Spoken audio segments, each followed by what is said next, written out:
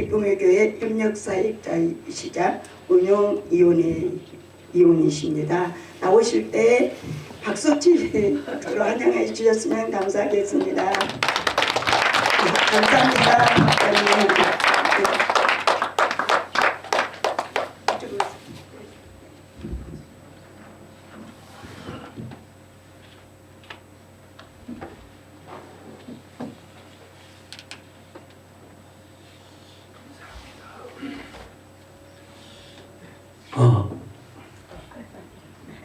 네, 잠시만 다 같이 기도하시겠습니다.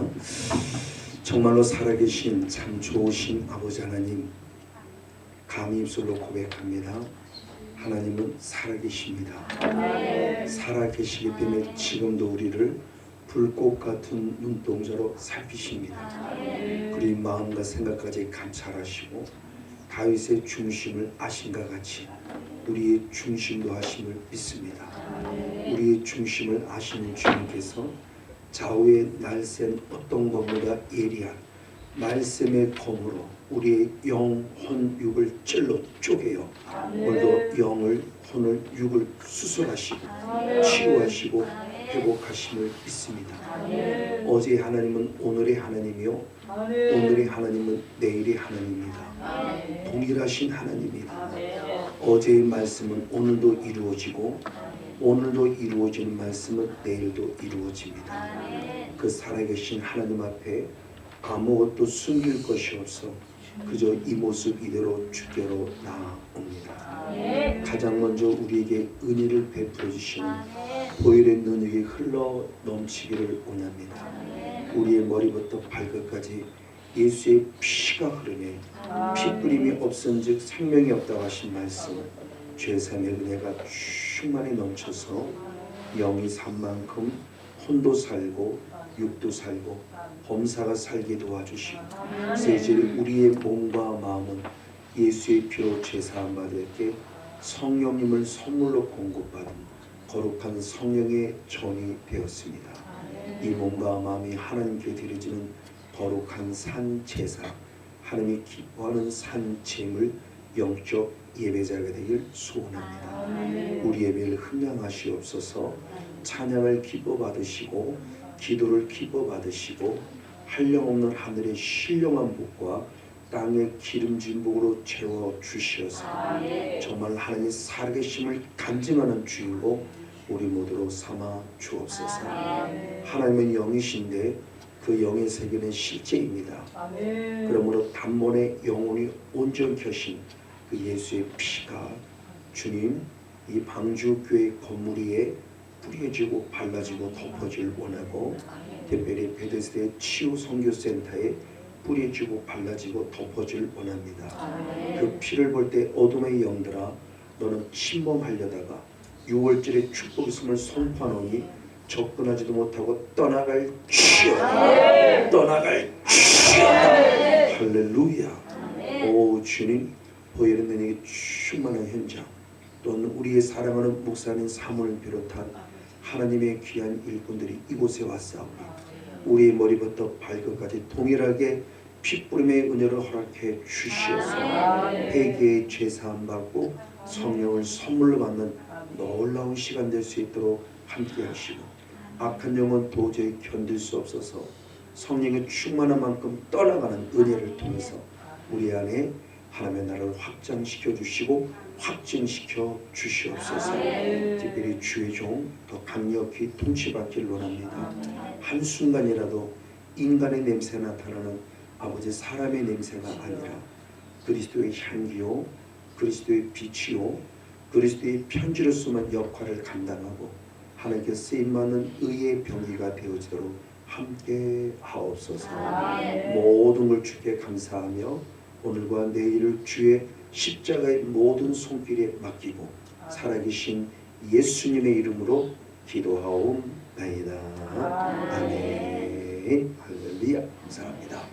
우리 하나님 말씀 한번 들어보도록 하겠습니다. 마태복음 6장 33절. 마태복음 6장 33절. 제가 김종수 목사하고 소통이 잘 안 될 것 같아요.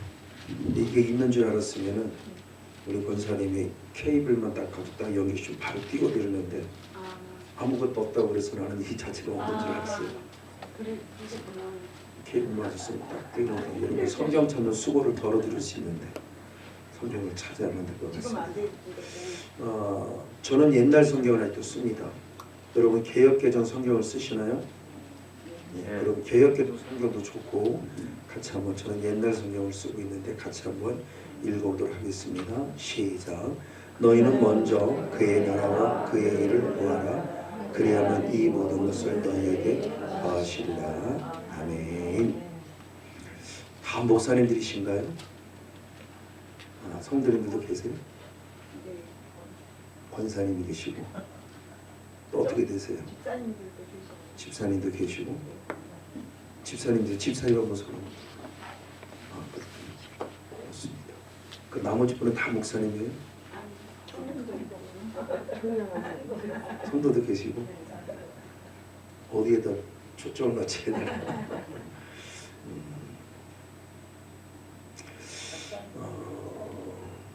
저는 이제 목회를 이제 만 27년 끝내고 28년째 목회를 하고 있는 목사입니다. 3년 정도 개척을 했다가 교회가 건물이 경매로 넘어가는 바람에 또 3년 정도 부교육자 부목사를 했다가 다시 개척해서 지금 27년 만 27년 딱 넘었고 목회를 하면서 나름대로 열심히 목회를 했어요. 나름대로의 열심입니다. 열심히 목회해서 기도하고 전도하고 신방하고 정말 날마다 성경 연구하고 말씀 연구하고 그래서 한 7년 만에 한 75명 정도 이렇게 교회가 좀 부흥되는 은혜를 입었어요. 근데 어느 날 순간부터 부흥이 멈추는 거예요.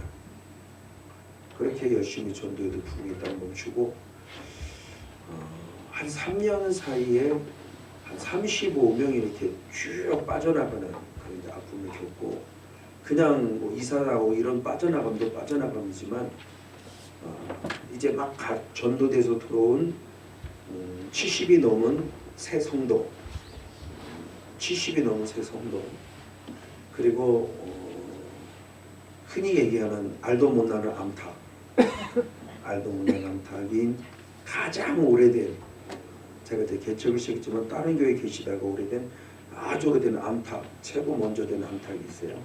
새 신자하고 딱 부딪혀 싸운 거예요. 부딪혀 싸우기 시작하면서 그 영적 분위기가 약간 이상하게 흘러가더니 이제 와르르 하고 한꺼번에 다 나가기 시작하는 거예요.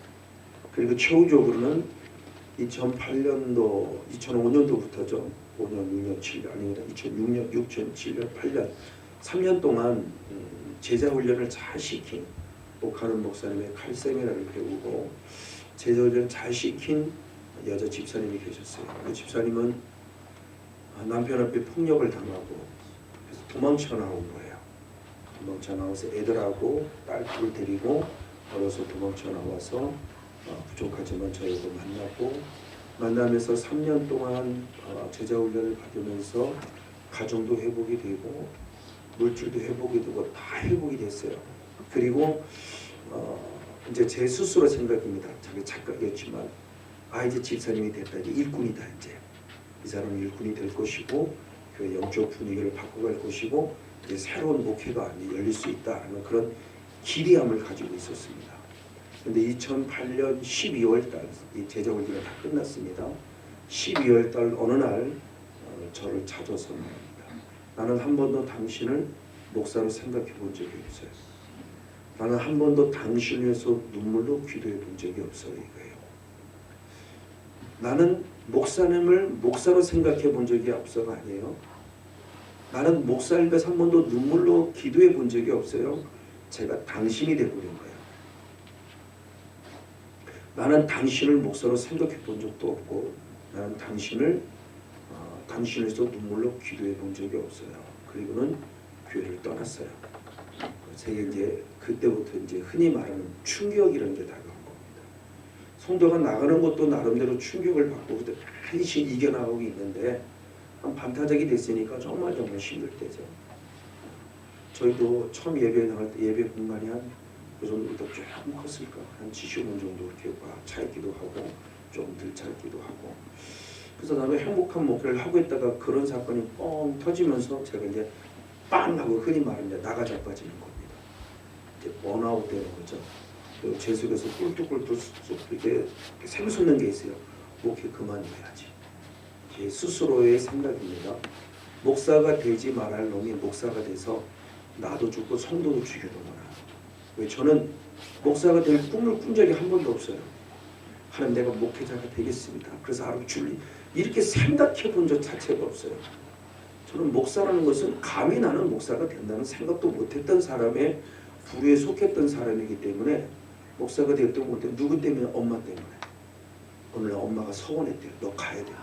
싫어. 내가 왜 가? 막 이러고 시작하면서 농땡이 피다가 또 하나 두드러 맞고 나중에 또 됐어요. 신학교 시험 보라 해서 안 간다고 내가 보라 갔어요. 마지막 됐나 안 됐나 그것만 보라 그래서 가르치면 억지로 갔어요. 이건 절대 거짓말이 아니에요. 그래서 제가 이제 면접에다 됐는지 안 됐는지 그 보는 이제 그 뭐라고 그래야 사무실이라고 그래 무슨 실이라고 교무실 뭐라고 그래 뭐 하여튼 그런 데 사무실 같은 데 있어서 물어봤어요. 합격됐나 안 됐나 알아보러 왔더니 누구냐고 그랬더니 성건영이라고 했더니 한참 찾았더니 없대요. 그럼 떨어졌거나 그리고 제가 속으로 할렐루야 그랬습니다. 그리고 이제 막 나갑니다. 나가는데 잠깐만요. 그러더니 맨 뒤에 있었는지 여기에 있네요 그러더라고요. 그래서 합격된 줄 알았어요. 합격되면서 다녔어요 교회 학교를. 근데 저는 목사가 될 꿈도 없고 신학생 될 꿈도 없는 사람이니까 아직 세상에 가치가 많이 있어요. 그래서 정말 죄송하기도 하기도 정말 뭐 누워서 침 뱉기도 마찬가지인데 저는 신학교 다닐 때 내내 술 먹고 담배 폈어요. 주여 용서 없었어요. 그게 저였다는 걸 얘기를 하는 거예요. 다 그런다는 게 아닙니다. 저만 신학생은 다 그렇지 않아요. 저는 왜 신학생이 될 꿈도 안 꿨고 목사가 될 꿈도 안 꿨었으니까 뭐 술 담배 괜찮지 뭐 어때요? 나는 아직도 뭐 세상의 가치로 살아가는 존재니까. 또 얼굴은 그렇게 안 생겼잖아요. 변화돼서 그렇게 살아가던 사람이 말 그대로 하나님의 은혜입니다. 그 은혜로 신학을 졸업했고요. 그리고 신학대학을 다니고 그러면서 이제 개척도 하고 그럼 결혼도 하고 그래서 여기까지 오는 중에도 하나님의 은혜 가운데 교회가 부흥되게 됐고 그러다가 이제 까닥 넘어진 겁니다. 그랬더니 봐요. 내가 목사 안 된다고 했잖아. 이게 합리화되는 거지. 내가 언제 목사 된다고 했어요. 그러면서 이제는 목사를 그만둘 가장 합법적인 방법이잖아요. 가장 합리적인 방법. 그래 목사 되지 말으려면 목사가 됐으니 목사를 때려쳐야지. 그때는 제가 지극히 겸손한 자의 생각인 줄 알았고 그게 올바른 생각이라고 생각한 거예요.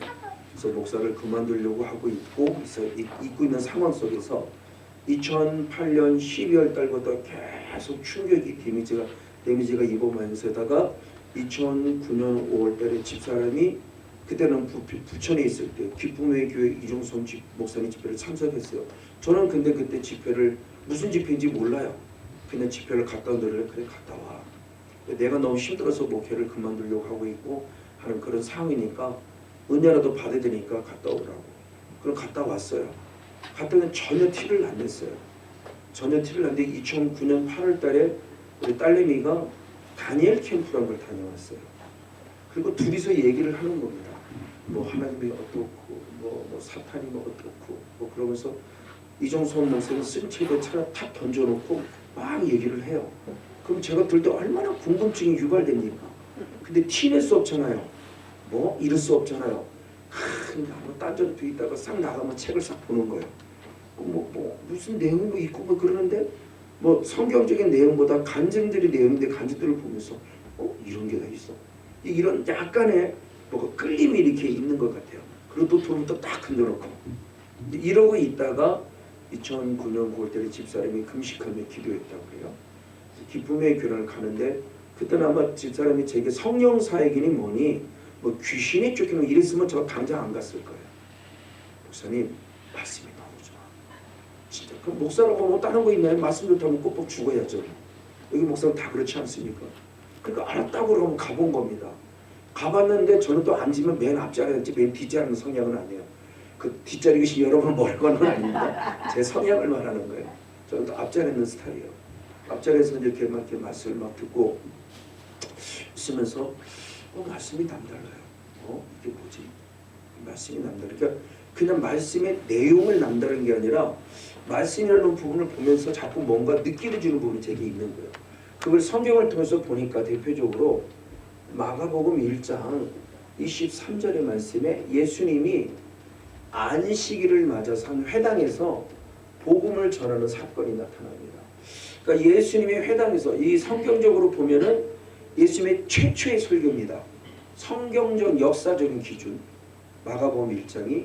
근데 마가복음 1장이 예수님이 이때 당시에 역사적으로 보면 1년 끄트머리 2년 초기예요.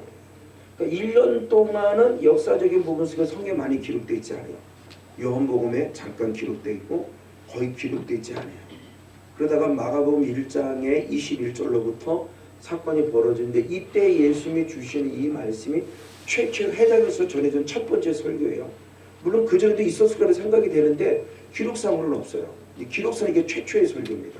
역사적인 사건으로. 근데 예수님의 말씀을 듣는 자들의 반응이 뭐냐? 이런 반응입니다. 권세 있는 자의 설교네? 이거예요. 그리고 또 하나 느낍니다. 서기관과 같지 아니하네? 이게 느끼기 시작했어요. 그러니까 지금까지는 서기관 중심으로 해당의 설교를 들었는데 뻔한 설교겠죠. 뭐 우리가 전통적인 신앙을 들었던 설교가 예상을 한다면. 그런데 그 설교 내용도 다른데 설교 내용도 내용이지만 저 예수라는 사람이 전할 때 그 말씀을 들으면서 뭔가 알 수 없는 권세를 느끼는 거예요. 뭔가 알 수 없는 힘을 막 느끼는 겁니다. 이게 뭐지? 하는 것처럼 저도 말씀 안에 쏙 빠져들기 시작하는 거예요. 이분의 설교가 남다른데 라는 겁니다. 이정선 목사님의 설교가 이게 내가 그동안 들었던 그런 설교 같지 않은데 나가면서 제가 뭔가 쏙 빠져들어가는 그걸 느껴요. 그러다가 둘째 날 예언 시간이 됐어요. 제가 예언에 제일 알레르기한 사람인데 아마 더구나 예언인 줄 알았으면 저 뒤에서 나 당당 도망갔어요. 그때 맨 앞자리에 앉아있으면 도망을 못 가잖아요. 그래서 맨 앞자리가 금자는 게 그거 같아요. 도망갈 수 없으니까. 뒤에 있으면 슬그머니 빠져나가면 돼요. 근데 앞자리에 있으면 나가기가 뭐하잖아요. 그러니까 이왕이면 앞자리에 붙어있으는 게 금자리인가 보다 싶은 거예요. 어쨌든. 그래서 예언을 타면서 딱 나갔는데 맨 앞자리에 나갔어요. 남자 목사님이에요. 남자 목사님인데 제가 무릎을 딱 꿇었습니다. 무릎을 딱 꿇자마자 그 목사님이 그럽니다. 내 사랑하는 아들아 이제 그만 울어라. 내 사랑하는 아들아 이제 그만 울어라. 이것을 제가 벌써 말씀을 통해서 뭔가 내 마음이 동하기 시작했는데 그만 울는 말씀이 들어오면 이거 뭐야 속으로 이거 뭐야 이러고 있는 판인데 내가 너의 눈물을 알고 있다. 내가 너의 눈물을 알고 있다는 이 말에 나도 모르게 무릎이 팡 터져버린 거예요. 남자가 흑흑거리면서 들기 시작한 겁니다. 남자 목사가. 남자는 게 체면이라는 것 있잖아요. 눈물이 나와도 이게 딱 참는 게 남자잖아요. 저도 성향이 그래요. 충청도 이 사람이 이렇게 묵묵하고 뚝배기 같고 재미도 없고 맛도 없고 막 이런 남자인데 그런 상황 속에서 뭐 그만 울어라 내가 눈물 안다라고 하는데 빵 터져버립니다. 그러면서는 사교를 우는 거예요. 그럼 왜 울었냐? 그만 울라고 하는데 울었잖아요. 그 왜 울었냐? 나를 아시는 하나님을 내가 발견해요. 제가 울고 있었거든요. 어떻게 우느냐? 성도들이 빠져나가 그런 문제를 겹치면서 영적으로 큰 타격을 받으니까 기도가 안 돼요. 그래서 제가 할 수 있는 유일한 기도는 하나님 나 좀 살려주세요. 나 좀 살려주세요. 나 정말 죽을 것 같아요. 이게 제가 할 수 있는 유일한 기도예요. 이 기도마저도 10분 이상을 못해요. 이 기도마저도 기도가 안 돼요. 저 기도했던 목사예요. 저 처갓집 쪽이 다 윤석조 목사님 쪽이거든요. 그러니까 윤석조 목사님 처음 개척할 때 조금 지나서 계속 그 영향을 받으면서 신도산 기도원에 찾아들면서 저도 실천신학 공부하면서 정말 매 주일마다 월요일 나가서 정말 부르짖고 기도했던 목사예요. 기도했던 목사인데 기도가 갑자기 안 돼요. 기도가 하나도 안 돼요. 목사가 기도 안 된다는 건 죽었다는 거 똑같은 거예요. 그런데 할 수 있는 유일한 기도는 나 좀 살고 싶다. 어느 때는 너무너무 답답해서 수요일날 예배드리다 저도 이렇게 아랫간 내려서 설교를 하는데 설교가 끝나고 치웠어요. 치우고 대고 무릎 꿇었어요. 그 한 10대 명 서면 다 나오라고. 나 손 좀 대주라고. 그럼 나를 요즘 기도해달라고. 나 죽을 것 같다고. 솔직하게 성도에게 얘기할 정도로 완전 밑바닥까지 내려갔어요. 어떻게 할래 할 수가 없어요. 네, 없어도 괜찮아요. 아, 네. 전 시원한 걸 좋아하는데. 어제 열이 있어가지고 시원한 걸 좋아해요. 뭔 얘기하다 그랬나? 무릇도 성도들한테. 그러니까 기도했던 목사님에도 불구하고 어느 순간 기도가 안 돼서 기도를 부탁할 정도로. 근데도 못 살았어요. 안 살았어요. 그러니까 할 수 있는 유일한 건 죽고 와서 살려드려. 이 기도를 하고 늘 울었어요. 이거 집사람한테 얘기 못해요. 속된 말로 표현은 쪽팔려서 못하는 거예요. 남자 자존심이 있지. 이걸 어떻게 얘기를 해요. 그러니까 기도가 안 되니까 저는 맨날 TV를 목자 삼습니다. 여호와는 나의 목자가 아니라 TV는 나의 목자시니 TV는 나의 목자시니 그가 나를 쉴 만한 물가로 인도하시리로다 하고 늘 TV에 빠져 있어요. 그럼 TV를 보려고 보는 게 아니라 그 소리마저 그거마저 안 보이면 내가 미쳐버릴 것 같아요. 내가 느껴 이게 이상해질 것 같은 걸 느끼는 거예요. 지금은 그게 우울증인데 그때는 우울증이라는 증상도 몰랐을 때예요. 그럴 정도로 밝고 튼튼하고 건강하게 살아갔던 전데 이것이 제게 들어왔을 때 그게 우울증이었구나. 미쳐버릴 것 같으니까 그 틀어놓고 그냥 안에 있는 겁니다. 무슨 생각에 빠지면 내가 또 생각도 안 하고 그냥 멍하게 빠져 있는 거예요. 그런 영적인 상태 속에 있어서 내가 울고 있을 때인데 내 사랑하더라 그만 울어라 내가 눈물 안다고 하니까 제가 견딜 수가 있나요? 하나님은 나는 내 기도 안 들어주는 줄 알았어요. 내 기도를 안 들어주라고 저는 고통 속에 부르짖는데 주님이 내 기도를 듣고 계셨네? 이분이 내 기도를 듣는 거 확실히 맞았네? 이게 느껴지니까 그때부터 통곡하기 시작하면서 저는 사교를 울었는데 사교를 울고 난 다음에 이제 공개사역 속에 들어가게 됐고 공개사역 속에 들어가면서 사탄아 나와! 그럽니다. 안 나옵니다. 기껏 나와야 그 트름 조금 나와야 좀 한 한숨 정도 전혀 반응이 없어요. 근데 이제 묻습니다. 목사님 혹시 생각나는 거 있어요? 그럴 때 제가 딱 생각나는 게 불교가 생각이 났어요. 그래서 불교요 그랬어요. 그때부터 자 하나님이 너를 알고 이 목사님 너를 알고 나도 너를 안다. 이 목사님은 불교 나와 그럽니다. 그럴 때 느끼는 겁니다. 내 배가 갑자기 꿈틀 되면 막 요동치는 게 느끼는데 좀 이따 뭐가 쫙 빠져나오는 게 느껴요. 배서부터 뭐가 쫙 빠져나오는 것들이 갑자기 쫙 벌어들이 하고 오바이트 하듯이 뭐가 하고 나온 거예요. 그때부터 이제 제 안에서 영적인 반응이 드러나기 시작을 했어요. 이제 그것도 이제 주님의 감사해요. 근데 그때가 수요일이었는데 수요일날 저녁 예배 때문에 교회를 왔습니다. 교회를 와서 제가 이제 설교를 하고 이제 막 하는데 집사람이 눈을 뜨 맨 뒷자리인데 눈을 뜨고 보는 눈 감아서 보이는 환상이 아니라 눈을 떠는데 보이는 환상입니다. 이 강단이에요. 강단에서 큰 검은 먹구름 엄청난 먹구름이 강단에 이렇게 뭐가 나오더래요. 그래서 집사람이 왜 강단에 저런 먹구름이 나와? 라고 봤는데 나중에 보면 먹구름은 아니었어요. 이게 쭉 나오는데 아래 강단에서 나오면서 성도들이 앉을 의자들이 있어요.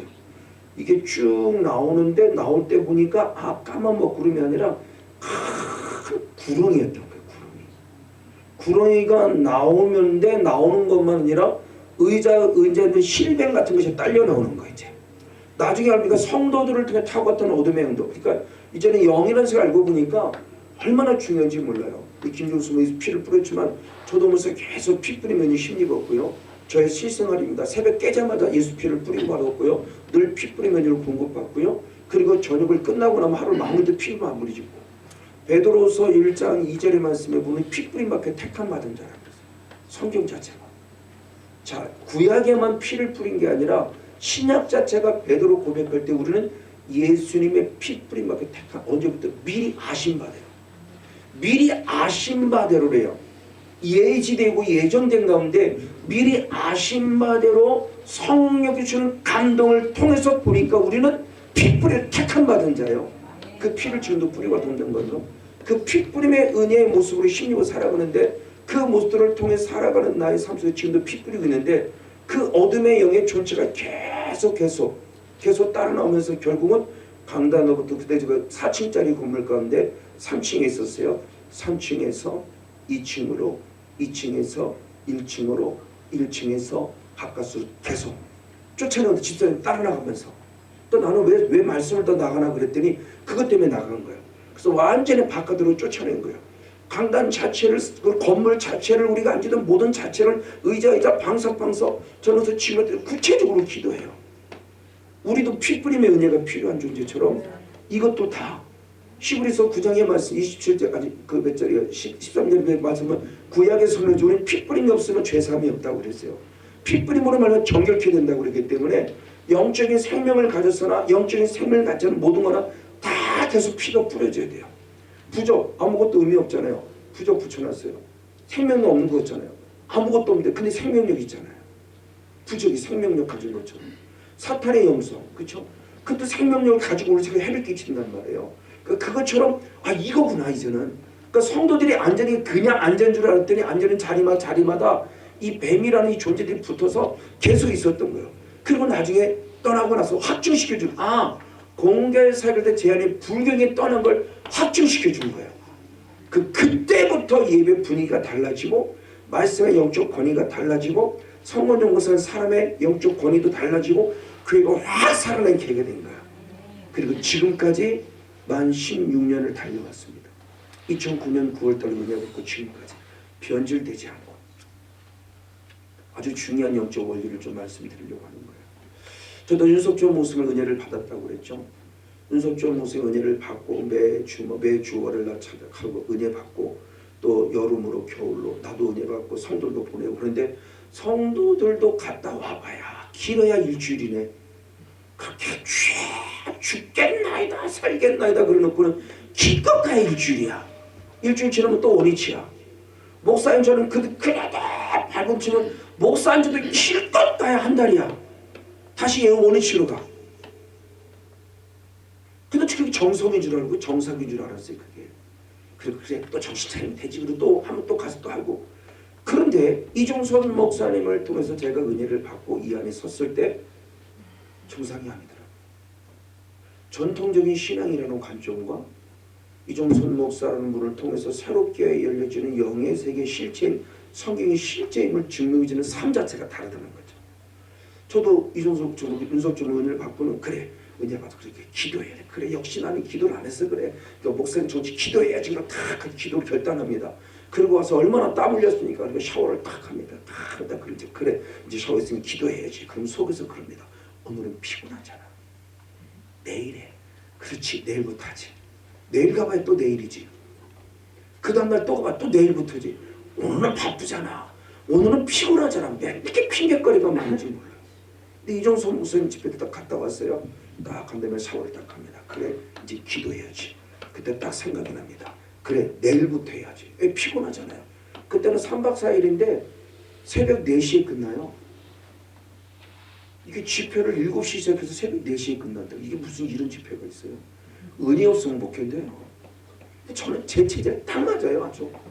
새벽 4시, 4시 반까지도. 그리고 새벽기도 가서 교회 가까우니까, 굿보니까 갔다 새벽기도 또 다시 오고. 그렇게 해서 제가 10년 지금 삶을 살고 있는데, 자, 피곤하잖아. 그런데 주님의 음성이 들립니다.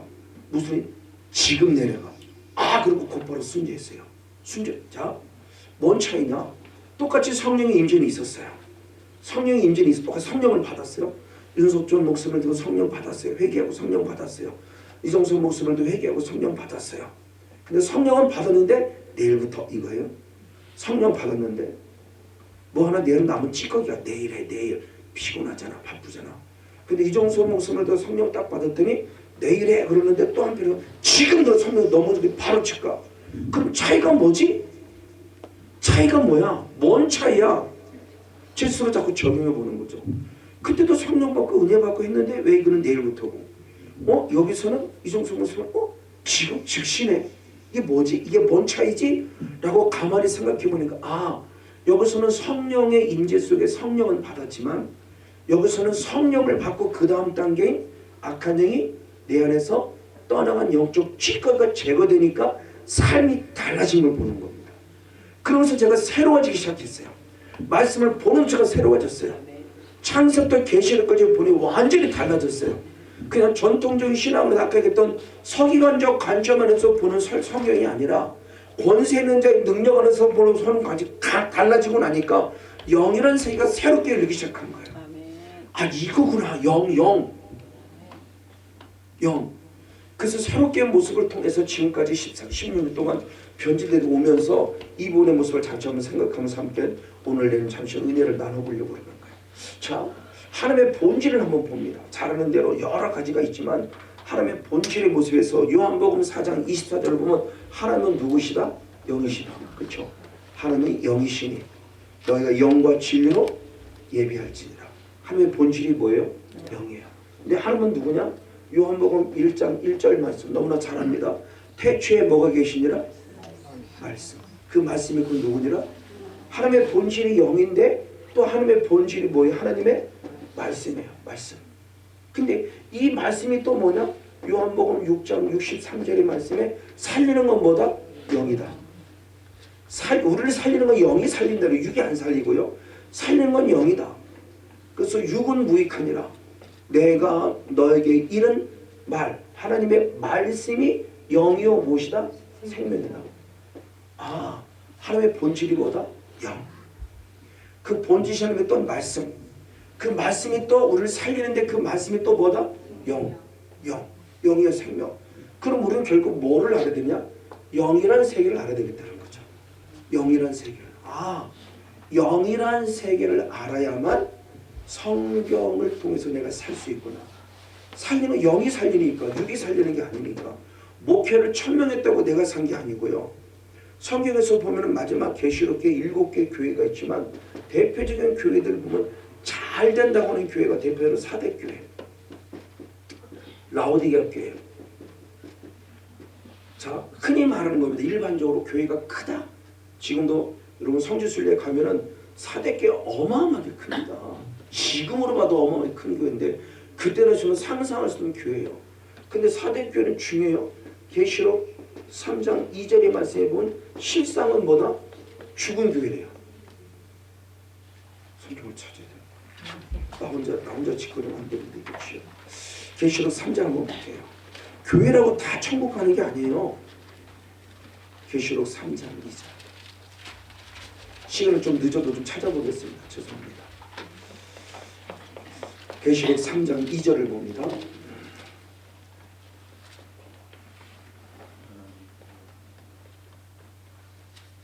자, 1절 2절을 같이 한번 읽어볼게요. 시작. 사대교회 사자에게 편지하기를 하나님의 7영과 7뼈를 가진 이가 가라사대 내가 내 행위를 아노니 내가 살았다는 이름을 가졌으나 실상은 죽은 자요. 자, 너는 일깨워 그 남은 밭 죽게 된 것을 굳게 하라. 내 하나님 앞에 내 행위에 온전한 것을 찾지 못하느라. 아멘. 자, 사대교회가 살았다 죽었다. 죽었으면 천국 간다 못 간다? 못 가죠. 죽은 교회가 천국 갈 수 없어요. 하나님 믿는 사람이고 예수님 믿는 교회예요. 죽었어요. 외적으로는 어마어마하게 커요. 지금으로 말하면 대형교회. 성지순례를 가진 목사님 다 알 겁니다. 다 알아. 이건 어마어마하게 큽니다. 지금도 인터넷에 사대교회 치고 보세요. 어마어마하게 큽니다. 그 기둥들만 남았어요. 기둥들. 그 옆에 조그만 교회 하나 있어요. 남아있는 사람들이에요. 몇몇 안 되는, 몇 명 안 되는. 한 5명에서 꽉 찰 만한 그런 조그만 교회예요. 그게 사대교회 또 다른 위치의 모습이에요. 어찌됐든 사대교회가 가장 큰 교회예요. 근데 전혀 인정받지 못해요. 죽은 교회예요. 죽었다는 것은 영이신 하나님도 없는 교회이고 하나님이신 말씀도 없는 교회예요. 죽은 교회니까요. 살았다 한다면 하나님이 당연히 계셔야 되는 거고 영이신 본질이신 그분이신 말씀이 있는 교회 되겠죠. 근데 죽은 교회니까 없어요. 라오디게아는 뜨뜻미지근해요. 뜨겁지도 않고 차지도 않고. 차가우면 기회나 있지요. 뜨거워질 기회나 회개할 기회나. 이것도 아니고 저것도 아니고. 그러니까 오늘 우리들의 교회도 똑같아요. 뜨거운 것도 아니고 차가운 것도 아니고 아멘도 하지 말라고 그러고 박수도 치지 말라고 그러고 왜 성경은 하라고 하는데 왜 하나님이 귀 먹었냐, 부르지는 왜 부르지냐, 하나님이 귀 먹었냐 그러고. 이게 뜨뜻모자라 라오디게아 교회죠. 뭐 오늘 우리들의 교회 똑같잖아요. 하나님 부르짖어라. 얼마나 해달프면 부르짖어 내가 들을게. 제발 부르짖어 내가 그럼 들을게. 네 기도 들을게. 송서 네 기도 들을게. 내가 부르짖어라고 하는데 아무도 부르짖질 않아요. 이 양반 때문에. 양반 의식 때문에. 왜 얌전하게 예수를 믿어야지. 어떻게 이렇게 미친놈처럼 막 그냥 막 금세 예수를 믿냐고. 얼마나 체면을 잡고 있는지. 이런 것들이 결국 다 우리를 죽여가는데 이게 또 다른 영이라는 거예요. 자, 그러면서 하나님의 영이신 하나님을 보면서 말씀을 살리는데 이 보면서 그러면 하나님의 가진 거룩한 비전을 보도록 할게요. 하나님의 가진 비전 가운데 오늘 마태복음 6장 33절 방금 읽은 말씀일 때 먼저라고는 최상급 하나님께서 먼저 최선의 것을 요구하는데 먼저 하나님의 무엇을 구하라? 나라를 구하라. 그리고 뭘 구하라? 의를 구하라. 그러면 이 모든 것 그랬어요. 이 모든 것 뭐냐? 이미 앞에 나와 있어요. 32절 앞에 나와 있어요. 앞에 나오는 건 뭐냐? 먹을 것, 마실 것, 입을 것. 자, 먼저 하나님의 나라와 의가 구해지면 이 모든 것을 너에게 무엇하여 주라? 더하여 주리라. 플러스로 주리라. 자, 그러면 하나님의 관점입니다. 하나님의 거룩한 비전이에요. 주님의 비전은 먼저라는 관점을 더 뭐가 이루어지려? 하나님의 나라가 이루어지고 하나님의 의가 이루어지를 원한다. 그러면 이거는 보너스다. 이게 목적이 아니다. 이게 목적이 아니다. 이게 목적이다. 하나님의 나라가. 이 나라가 이루어지면 이건 보너스로 주는 거다. 요한에서 3장 1절 그 요한 3서 요한 1장 2절의 말씀을 보면 영혼이 잘 되는 거지. 그러니까 하나님의 나라 하나님은 결국 뭐가 잘 되는 거냐? 영혼이 잘 돼. 영혼이 잘 될 때 범사가 잘 되고 그렇죠. 모든 것 잘 되고 그리고 무엇한다? 강건해진다. 그러니까 주님 말씀은 분명히 영적인 원리가 있고 질서가 있다는 얘기죠. 아, 영혼이 잘 되는 거구나. 영혼이 잘 되는 것이 하나님의 나라가 이루어지는 거구나. 하나님의 나라. 그럼 중요해요. 그럼 하나님의 거룩한 비전. 아, 주님의 관점은 하나님의 나라가 이루어지는 거구나. 그래서 할 수 있어요. 자, 그런데 저는 참 제가 이제 국민학교 저희 때는 이제 국민학교 지금은 초등학교 1학년 때부터 교회라는 걸 다니기 시작해서 8살부터 대전에서 엄마와 함께 다니기 시작했을 때 저는 지금 생각하면 참 좋은 교회 맞는 것 같아요. 목사님을 오시든 뭐 장로님이 오시든 전사님이 오시든 모든 분들이 설교할 때마다 지금도 잊지 않는 게 뭐냐면 죽으면 천국 갈 자신. 이거 항상 물어봤어요. 주일학생인데 주일학교 때인데 죽으면 천국 갈 자신인 사람. 그러면 이제 저는 뭐 제가 이런저런 뭘 아나요? 그러니까 형들이 누나들이 손들이가 나도 손드는 거지. 뭣도 모르고. 그래서 기본적인 의식 속에 아, 죽으면 어디 가는 거구나? 천국 가는구나. 누구를 믿으면? 예수. 이게 기본적으로 사로잡히는. 아, 나는 예수를 믿어서 죽으면 천국 가는구나. 천국 가는구나. 또 손들기 시작했어요.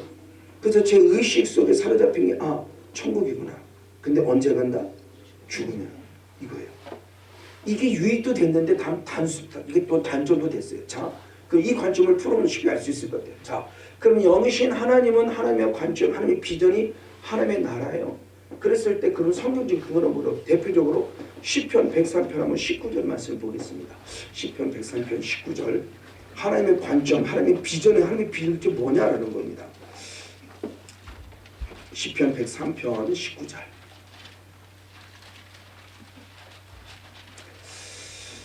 자, 시편 103편 19절부터 22절까지가 중요한 영적 원리를 알려주는데 먼저 19절 말씀을 보겠습니다. 19절 보면 시작. 여호와께서 그 나라를 그 보좌를 하늘에 세우시고 여러분 개혁개정인가요? 네, 개혁개정은 왕권, 옛날 성경은 정권. 근데 이거는 왕권이 훨씬 더 해석이 잘 된 거예요. 정권이라고 그러면 우리가 자꾸 이해하기 좀 어려워요. 근데 왕권, 정권이란 거 이 땅의 것을 자꾸 생각해야 되는데 정권, 왕권이 것이 잘 됐어요. 자, 하나님의 비전입니다. 하나님의 비전은 천지 만물을 창조 이전부터 주님께서 삼위일체에서 갖는 관심이에요. 내 비전은 뭐냐? 나는 이 땅의 모든 것을 하나님의 왕권, 말쿠투라는 원어입니다. 말쿠투 왕권을 세워서 만유를 무엇하길 원한다? 통치하길. 이게 하나님의 거룩한 비전이에요. 자, 이 왕권이라는 말쿠투는 원어가 우리는 성경에 나오는 이런 단어가 아비멜렉이라는 단어가 있죠. 아비멜렉. 자, 이거 왕권, 나라를 말합니다. 그래서 번역본에 세 번역이 성경에 있어요. 세 번역 성경은 좀 더 원어를 그도 우리가 이해하기 쉽게 해석한 번역이 세 번역 성경. 원어를 좀 더 강력 직역한 성경이 킹제 흔적역 번역본들이 있어요. 우리나라도 저는 한 12개 번역본을 늘 항상 비교해서 보는데 그 비교해서 보는 번역본 가운데 세 번역 성경이 우리가 좀 많이 알고 있는 성경이죠. 세 번역 성경에 보는 것은 그의 나라 이렇게 해석됐어요. 자, 왕권이라고도 하고 그의 나라라고도 해요. 두 가지가 다 맞는 부분이에요. 근데 우리는 좀 더 하나님의 나라는 하나님의 비전의 관점으로 하나님의 나라 해석하는 게 좋겠고, 그럼 말쿠트라는 원어 어디나 아비멜렉이는 멜렉 말라크 원래 원어 해석하면 말라크가 맞아요. 근데 이걸 멜렉이라 해석해요. 이건 왕이에요, 왕. 그러니까 왕이란 단어에서 왕의 나라가 나온 거예요.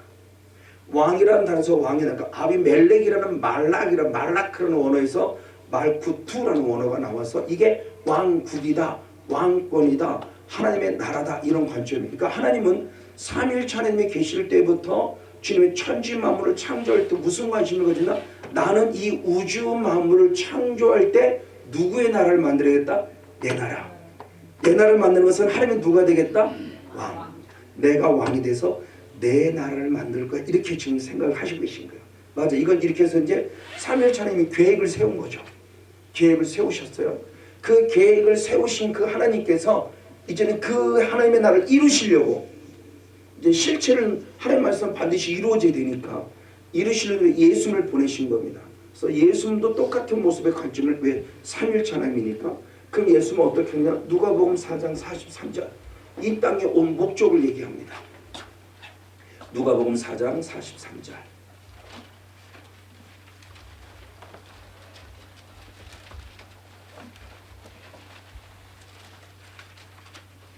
자, 역시 한번 같이 한번 읽어보겠습니다. 시작. 예수께서 이르시되 내가 다른 동네에서도 하나님의 나라 복음을 전하여 하리니 이는 나는 이 일로 보내심을 입었노라. 아멘. 예수님이 또 목적을 얘기해요. 내가 이 땅에 온 목적은 뭐냐? 나를 보내신 뜻이 있다. 나를 보내신 뜻은 하나님은 이 우주 만물을 뭐를 만들고 싶다? 당신의 나라를 만들고 싶다. 그래서 나를 보내서 나도 똑같은 얘기를 하게 하셨다. 그래서 나라는 예수님이 또 있어서 무슨 복음을 전했다? 하나님의 나라의 복음을 전했다. 하나님 마음을 전한 거죠. 하나님 이런 마음을 갖고 계신다. 하나님의 나라야. 하나님의 나라야. 하나님의 나라에 관심을 계셔. 하나님의 나라에 계속 관심을 갖고 주는 거예요. 자, 그럼 저는 조금 전까지 있을 때 저는 좋은 목사님 만나고 좋은 장로님 만나고 좋은 우리 선생님들을 만나서 죽으면 천국, 죽으면 천국에 대한 소망을 계속 심어줬어요. 아, 천국 가야 되는구나. 천국 가야 되는구나. 근데 하나님도 하나님의 나라, 예수는 하나님의 나라를 자꾸 얘기해요. 근데 이 나라가 과연 어떤 나라냐는 거죠. 나는 죽어서만 줄 알았더니 성경에서는 그렇게만 말하고 있지 않은데 그걸 자꾸 죽어서만 가는 하나님의 나라를 얘기하니까 내가 조금 더 신앙이 온전하지 못한 모습을 가지고 있는 약점이 있었어요. 그럼 하나님의 나라는 언제 이루어지를 원하냐? 주님은 이렇게 표현합니다. 역시 마가복음 9장 1절의 말씀을 드리겠습니다. 마가복음 9장 1절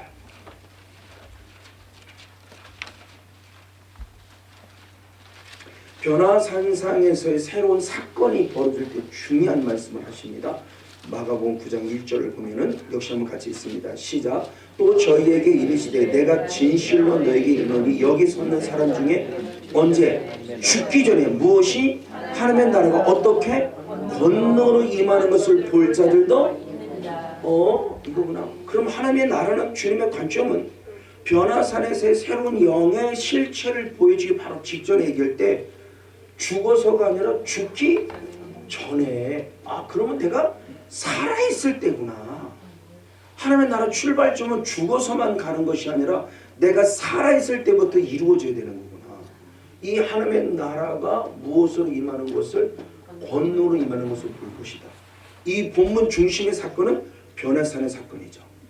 예수님의 육체가 어떻게 변했어요? 영체. 전혀 제가 느껴보지 못했다.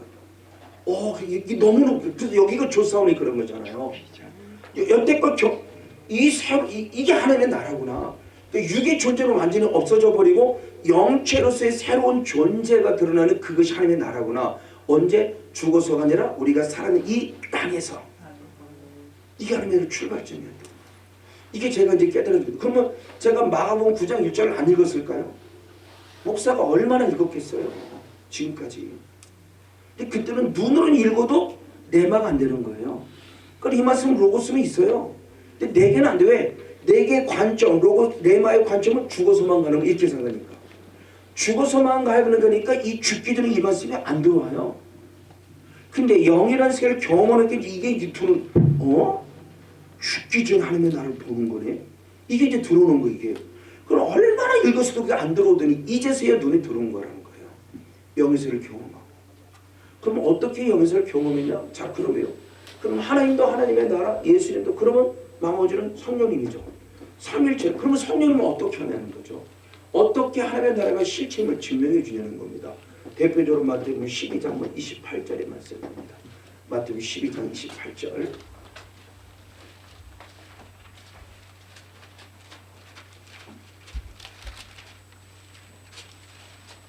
네, 12장 28절 말씀 너무나 잘하는 말씀 역시 한번 읽어봅니다. 시작. 그러나 내가 하나님의 성령을 힘입어 귀신을 쫓아내는 것이면 하나님의 나라가 이미 너희에게 이 중에 자 예수님마저도 누구를 힘입는다? 성령을 힘입어 누구를 쫓아냈다? 마귀를 쫓아냈다. 귀신을 쫓아냈다. 그랬더니 뭐가 이루어졌다? 하나님의 나라가 이루어졌다. 언제 이루어졌다? 이미 이루어졌다. 와 이거네. 이미라는 부분을 저녁에 좀 더 말씀을 드릴 거예요. 왜 이미라는 관점이지? 자 우리는 그동안 성령을 힘입어 귀신을 쫓아내면 병 고치는 것만 알았어요. 성령을 힘입어 귀신을 쫓아 문제 해결되는 것만 알았어요. 성령을 힘입어 귀신 쫓아 무슨 은사가 있는 것만 알았어요. 근데 주님의 관점은 병 고치는 게 관점이 아니고 문제 해결되는 관점이 아니고 얘가 쫓겨나야 우리 안에 뭐가 이루어진다? 주님의 관점이 이거였구나. 하나님의 관점도 예수님의 관점도 성령님의 관점도 어떻게? 하나님의 나라. 근데 그 하나님의 나라가 죽어서가 아니라 살아 있을 때. 근데 자 하나님의 갖는 관점은 말대로 설계예요. 설계. 내가 이렇게 하겠다는 비전. 그 비전을 예수님이 오셔서 구체로 설계하면서 구체적으로 알려주는 거예요. 아직 실체가 드러나지 않았어요. 이게 하나님의 나라다. 하나님의 나라다 계속 알려주는 거예요. 그 하나님의 나라의 실체를 보여준 게 뭐냐? 성령님이에요. 어떻게 할 때 하나님의 나라가 시작이 된다? 악한 영이 떠나야 되는구나. 얘가 떠나야 되는구나. 이걸 달리 말하면 우리 천국까지 못하러 방해하는 존재가 있구나. 누구냐? 얘구나. 다시 말하면 성령이 힘으로 귀신을 쫓아내지 못하면 하나님의 나라를 볼 수 없다가 되는 거죠. 말씀을 적용시켜 보자고요. 얘가 처리가 안 되면 하나님 나라를 볼 수가 없네라는 겁니다. 자 그럼 중요한 게 도대체 얘가 누구냐는 거죠. 얘가 마귀라는 존재가 누구냐를 알아야 얘를 쫓아내야 되는 거라는 걸 알 수 있고 얘와 싸우는 것을 알 수 있어요. 자 성경에서 분명히 말하고 있어요. 자 고린도전서 2장 10절로부터 한번 말씀드립니다. 고린도전서 2장 10절로부터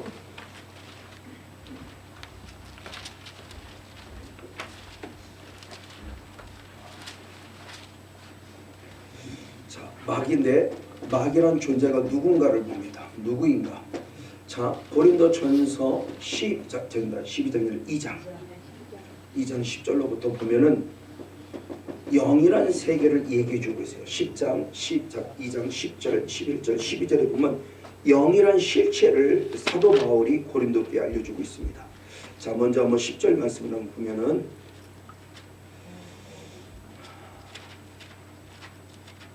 자 고린도서 2장 10절 말씀 같이 한번 읽어봅니다. 시작. 오직 하나님의 성령으로 이것을 우리에게 보이셨으니 성령은 모든 것 곧 하나님의 깊은 것이 통달하시니라. 이어서 사람의 사정은 사람 속에 있는 영 외에는 누가 알리요? 이와 같이 하나님의 사정도 하나님의 영 외에는 아무도 알 수 없느니라. 우리가 세상의 영을 받지 아니하고 오직 하나님께로 온 영을 받았으니 아멘. 이는 우리로 하여금 하나님께서 우리에게 은혜로 주신 것들을 알게 하라 하십니다. 아멘. 자, 사도 바울은 고린도 성도를 향해서 영에 서를 때 2장 10절에서는 하나님의 영, 누구냐? 성령을 말합니다. 그러면 사람에 있는 사람 속에 있는 영, 역시 사람도 영적 존재를 말해요.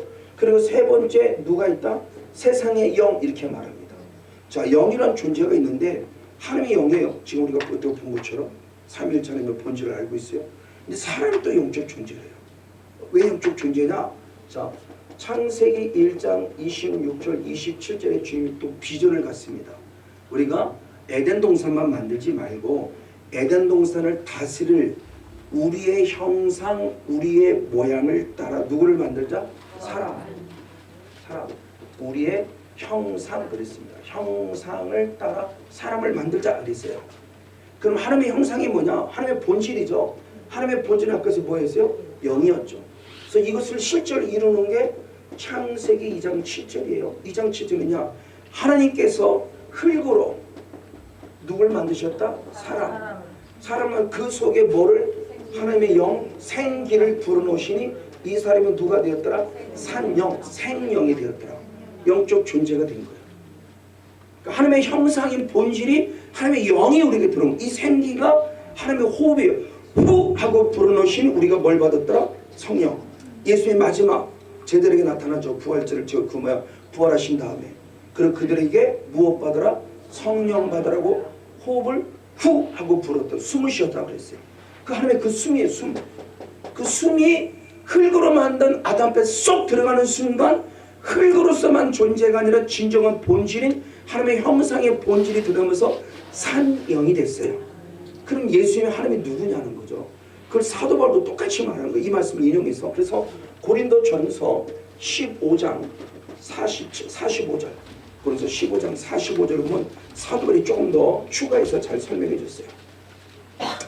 고린도전서 15장 45절 시험 같이 한번 읽겠습니다. 시작. 기록된 바, 이거 기록된 창세기 2장 7절을 말하는 겁니다. 성경에 기록된 바 첫사람 아담은 산영이 되었다는 것 같이 마지막 아담은, 그럼 하나님의 이 영은 그냥 영이 아니라 살려주는 영이신 거죠.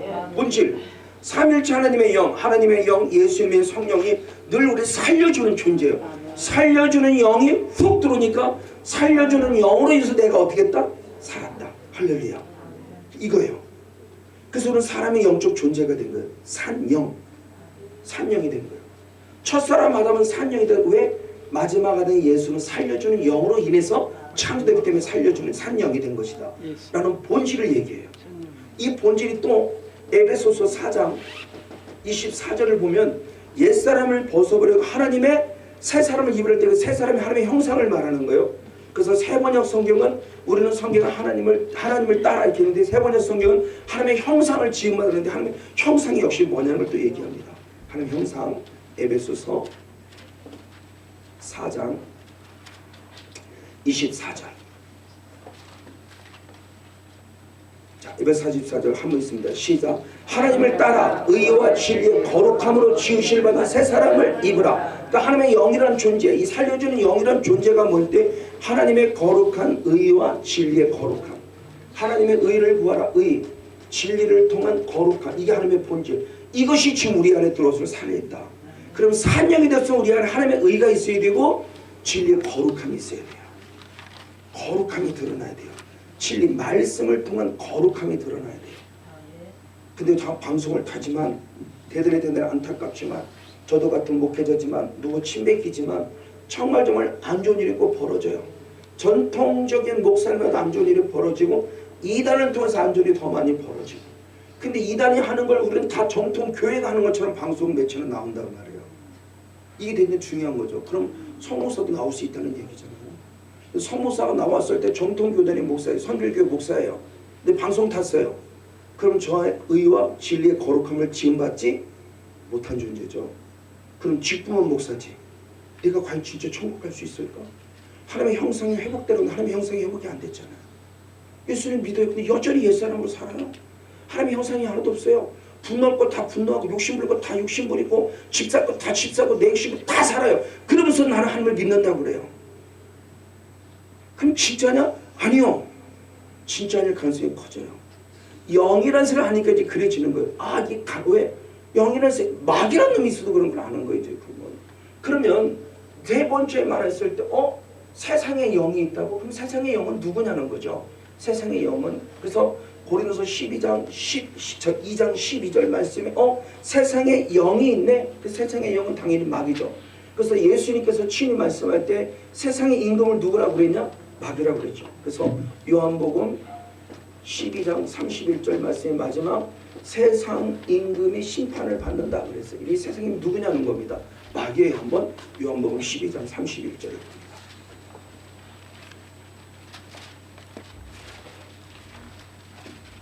요한복음 12장 31절 말씀을 이렇게 표현합니다. 역시 같이 한번 있습니다. 시작. 이제 이 세상의 임금 심판이 이르렀나니 이 세상 임금이 쫓겨나리라. 아멘. 자, 여기서는 세상 임금 원어 직역하니까 근데 현대인 성경을 보면은 정확하게 여기다가 프로스 마귀라고 주의를 달았어요. 세상 임금이 마귀가 심판을 받는다. 그럼 왜 세상 임금이 되는 걸 알아야 되겠죠.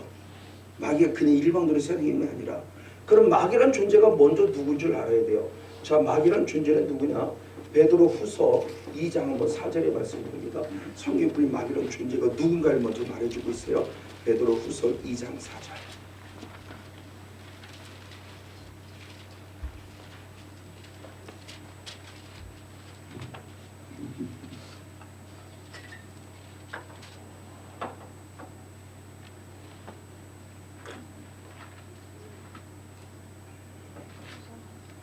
자, 베드로서 2장 4절 같이 한번 읽겠습니다. 시작.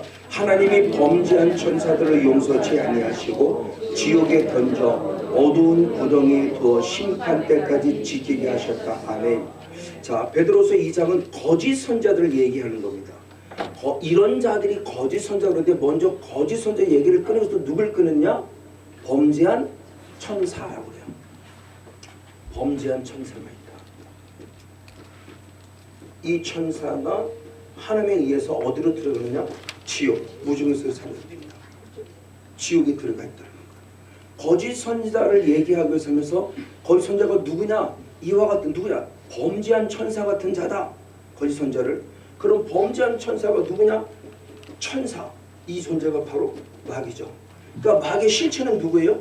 천사였어요. 천사가 마귀가 된 거예요. 그래서 애들한테 귀신 그러면 자꾸 기분 나빠요. 근데 귀신 말고 범죄한 천사야, 죄 지은 천사라면 애들 다 이해해요. 기본적인 개념의 천사는 좋은 존재예요.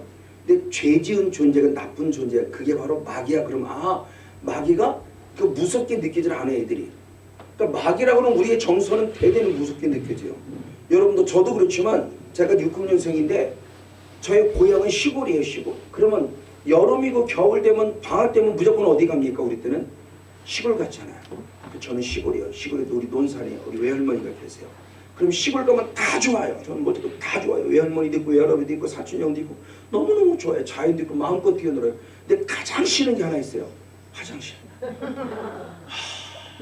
왜 거기는 꼭 멀리 떨어져 있냐고. 옛날부터 우린 그랬잖아요. 뭐 여자하고 화장실은 뭐하면 좋단다고. 뭘수록 좋단다고. 시대가고 친정하고. 그런 게 있듯이 화장은 괜히 멀리 있어요. 근데 희한하게 배가 아프면 왜 꼭 낮에 배가 아프면 밤에 배가 아프냐고. 그죠? 저는 그게 이해가 안 돼. 왜? 꼭 먹으면은 밥 먹고 나면은 꼭 이게 저녁 때면 낮에 먹을 때는 아무것도 안 되다가 꼭 배가 살살 아파요. 그럼 화장실 가야 되잖아. 그럼 이제 할머니 왜? 나 배 아파. 어떻게 갔지? 그러면 이제 나보다 한 살 많은 사촌 형이 있어요. 권영이 너 큰일 났다. 왜? 그러면 똑같은 일을 하는 거야.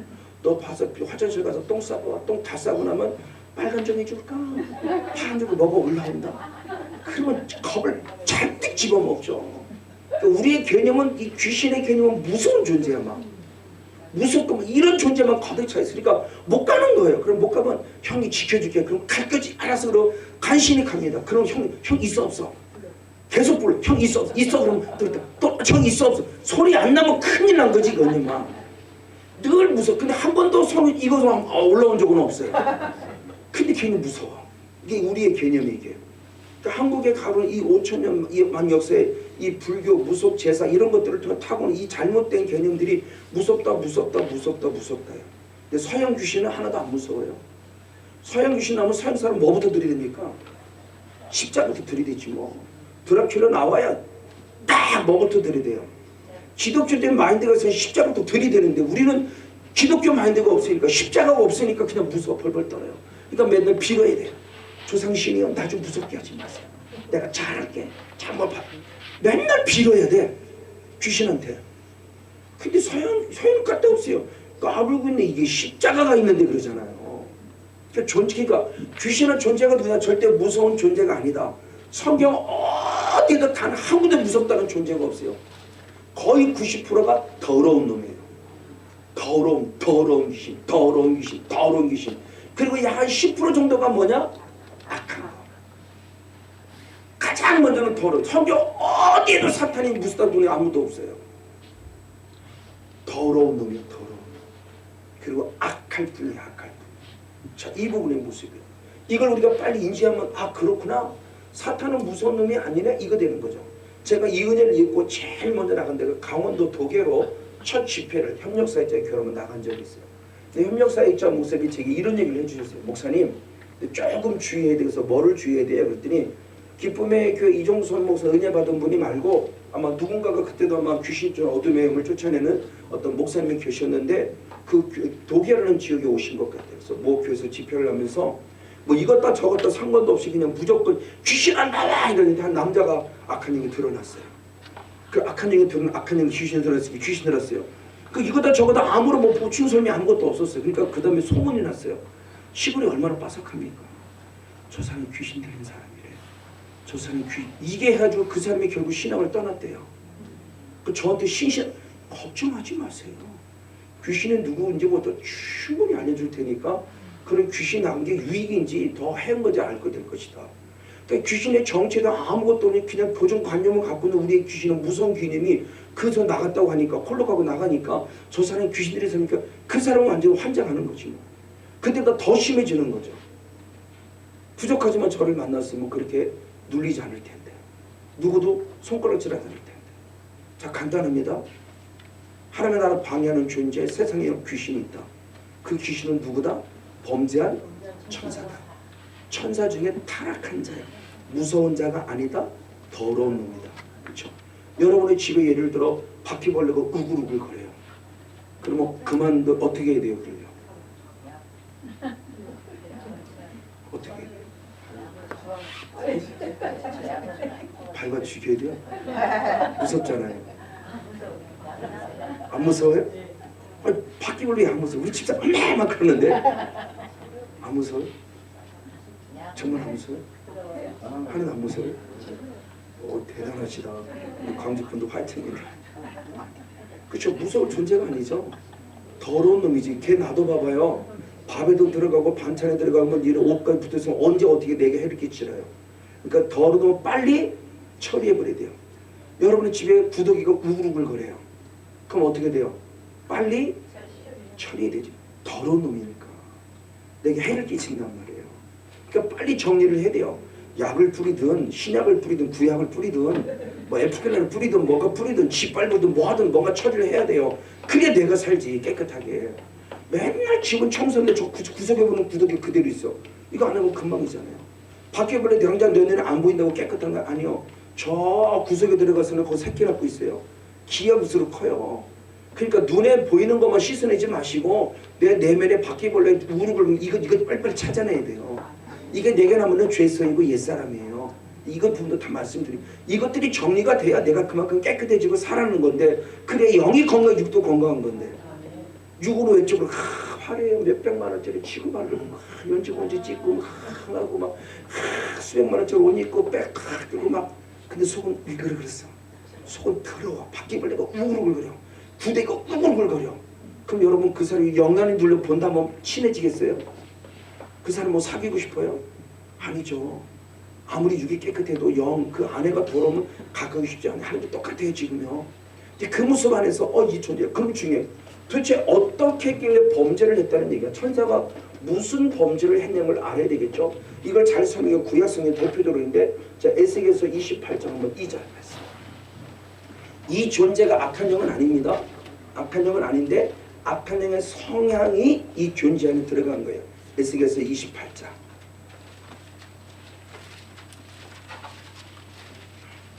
자, 2절 한 절 말씀을 보겠습니다. 2절 한 절. 자, 시작. 인자야 너는 두 왕에게 이르기를 주 여호와의 말씀에 네 마음이 교만하여 말하는 나는 신이라 내가 하나님의 자리 곧 바다 중심에 앉았다 하도다 네 마음이 하나님 마음 같은 자일지라도 너는 사람이고 신이 아니다. 자, 하나님께서 에스겔 선지자를 통해서 두로 왕을 책망하고 있어요. 두로 왕은 뭐냐? 교만하대요.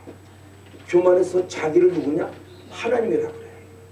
내가 하나님이야 라고 하나님의 자리를 영적 쿠데타 찬탈하려고 내가 하나님이야 그랬더니 하나님이 아니야 너는 하나님이 아니야 너는 신이 아니야 너는 말 그대로 누구에 불과해 사람이야 라고 말해주고 있어요.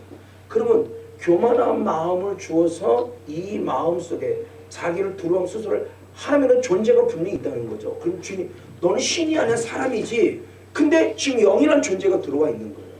이 존재 즉 가장 교만해서 하나님을 찬탄하는 이 존재가 누구냐고 잘 알도록 마귀죠. 그러니까 내 자를 잊어버리고 하나님의 자를 찬탄하는 자예요. 그래서 이 부분의 모습을 가지고 유다서 예수님의 동생인 유다가 이렇게 설명했어요. 자 누가 사탄인가를 대한 부분을 유다서 1장 6절로 더 설명했어요. 자 베드로서 2장 4절이나 유다서 1장이나 똑같아요. 거짓 선자를 얘기할 때 또 이런 존재를 얘기합니다. 계시록 앞에 있는 유다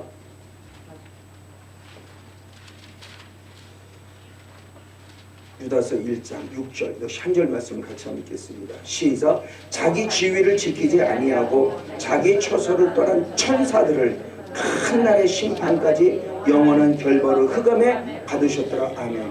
천사를 마지막 큰 날의 심판 마지막 결벌 심판을 앞두고 주님께서 그를 가두었다고 말합니다. 그 존재가 누구냐? 그럼 무슨 죄를 범했냐? 자기 지위를 지키지 아니했고 자기 처소를 떠났다 그래요. 그러니까 범죄한 천사가 누구냐를 설명하는 무슨 죄를 졌냐 했을 때 범죄 자기 지위를 지키지 아니했다 자기 처소를 떠났다 그래요. 근데 자기 지위라는 이 언어가 뭐냐면 에르케예요.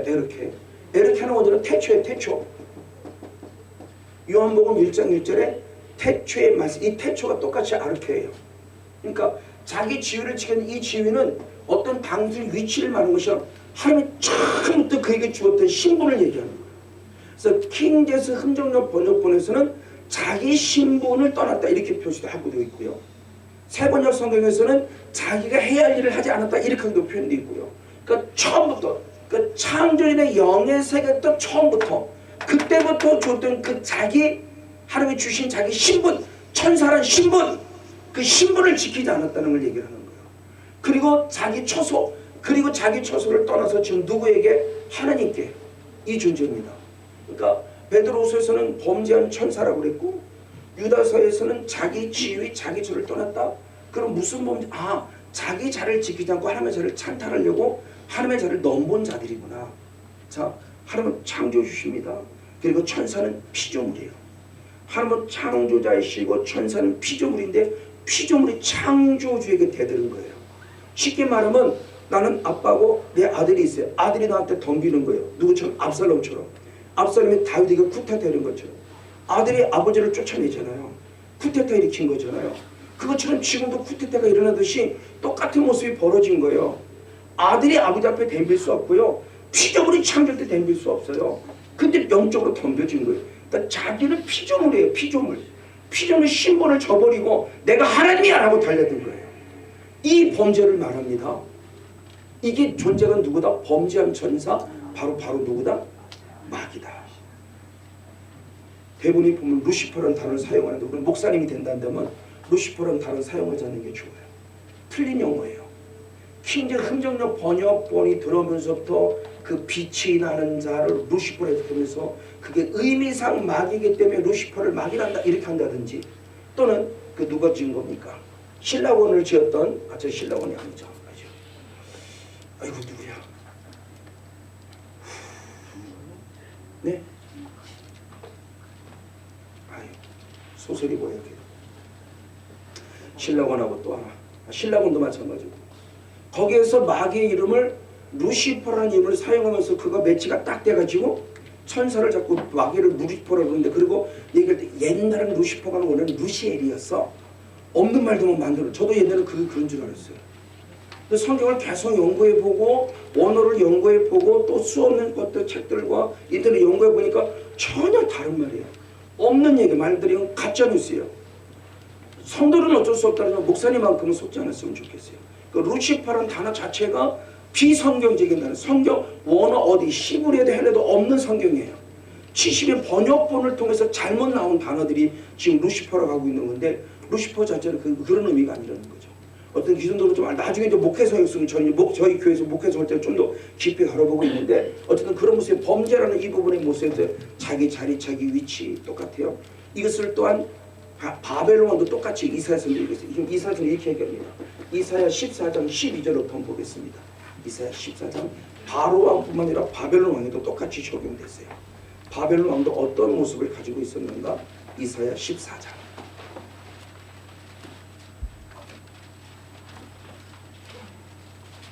12절부터 말씀을 보면 이렇게 표현됩니다.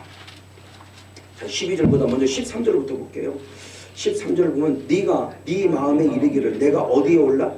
하늘에 올라 하늘의 무별 위에 나의 보좌를 높이리라. 내가 북극 지폐 산 위에 자정하리라.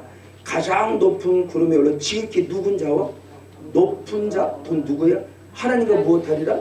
비기리라. 이게 바벨론 왕이 꾸는 꿈이에요. 내가 가장 높은 곳에 올라가리라. 이걸 창세기적 말씀을 보면 내가 몸을 바벨탑에서 똑같은 거예요. 하나님과 똑같아지리라. 하나님과 비기리라. 하나님과 난 다를 거 없다. 나도 하나님이야 라고 말하면서 하나님과 똑같아지려고 하는 교만이죠. 교만. 그러니까 내가 있을 피조물의 자리, 사람의 자리가 내가 하나님이 되고 신이 되겠다고 하는 거예요. 자, 이 말씀이 결국 마귀의 성향이에요. 근데 누구한테 들어갔다? 두루 왕에게 들어가고 바벨 왕에 들어가고 성곤용 모세는 들어가고 여러분 안에 들어왔다는 거죠. 그래서 내가 있을 줄 못 지켜요. 목사가 있을 줄 못 지키게 해요. 저는 다른 거 열심히 했어요. 기도가 안 됐어요. 기도하는 저를 못 지키게 했어요. 남편의 저희도 못 지키게 하고, 아내는 아이들을 내가 함부로 대했어요. 성도같이 여기도 안 했어요. 그 나중에 회개했고 제가 바뀌기 때문에 지금 가정총회 이루어졌고 아이들 다 달라졌지만 예전에 그렇게 하지 못했어요. 내 부속을 주면서 이렇게 안 했으면 무조건 명령조였어요. 서로 돕는 자의 위치가 아니었어요. 비성경적으로 살았어요. 그때는 그렇게 사는 건 줄 알았어요. 그게 당연한 건 줄 알았어요. 제 안에 불교의 영향력이에요. 이게 유교의 영향력, 잘못된 영향력, 남존엽이라고 하는 잘못된 영향력, 이런 것들이 은연중에 자리 잡아서 저를 죽이고 가정을 죽이고, 이제는 달라졌죠.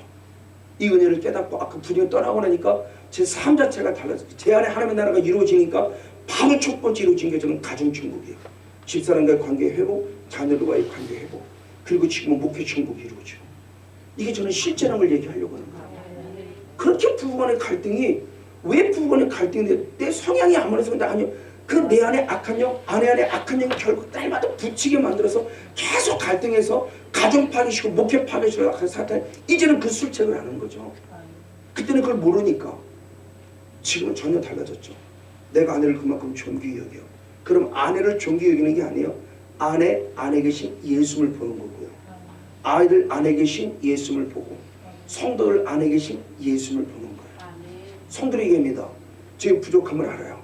목사로 보지 마라. 목사 안에 계신 예수를 여러분 봐달라. 부족하지만 내 안에 예수님이 계시고 여러분의 예수님이 계시지 않느냐. 그런 예수님이 계신 서로 인격적인 존재로 대하라. 그러면 어떤 갈등이 있을 수 없다. 이분의 모습을 늘 강조를 해요. 그러니까 교회 천국이 되는 거예요. 목회 천국이 되는 거예요. 갈등할 이유가 없어지는 거예요. 자, 분명히 사울이 스데반 집사를 죽였어요. 근데 예수님은 나는 사울이 스데반 집사를 죽였는데, 막상 스데반 집사를 죽였을 때 예수님이 바울을 찾아 말할 때는 나는 내가 핍박하는 누구라고 그래요?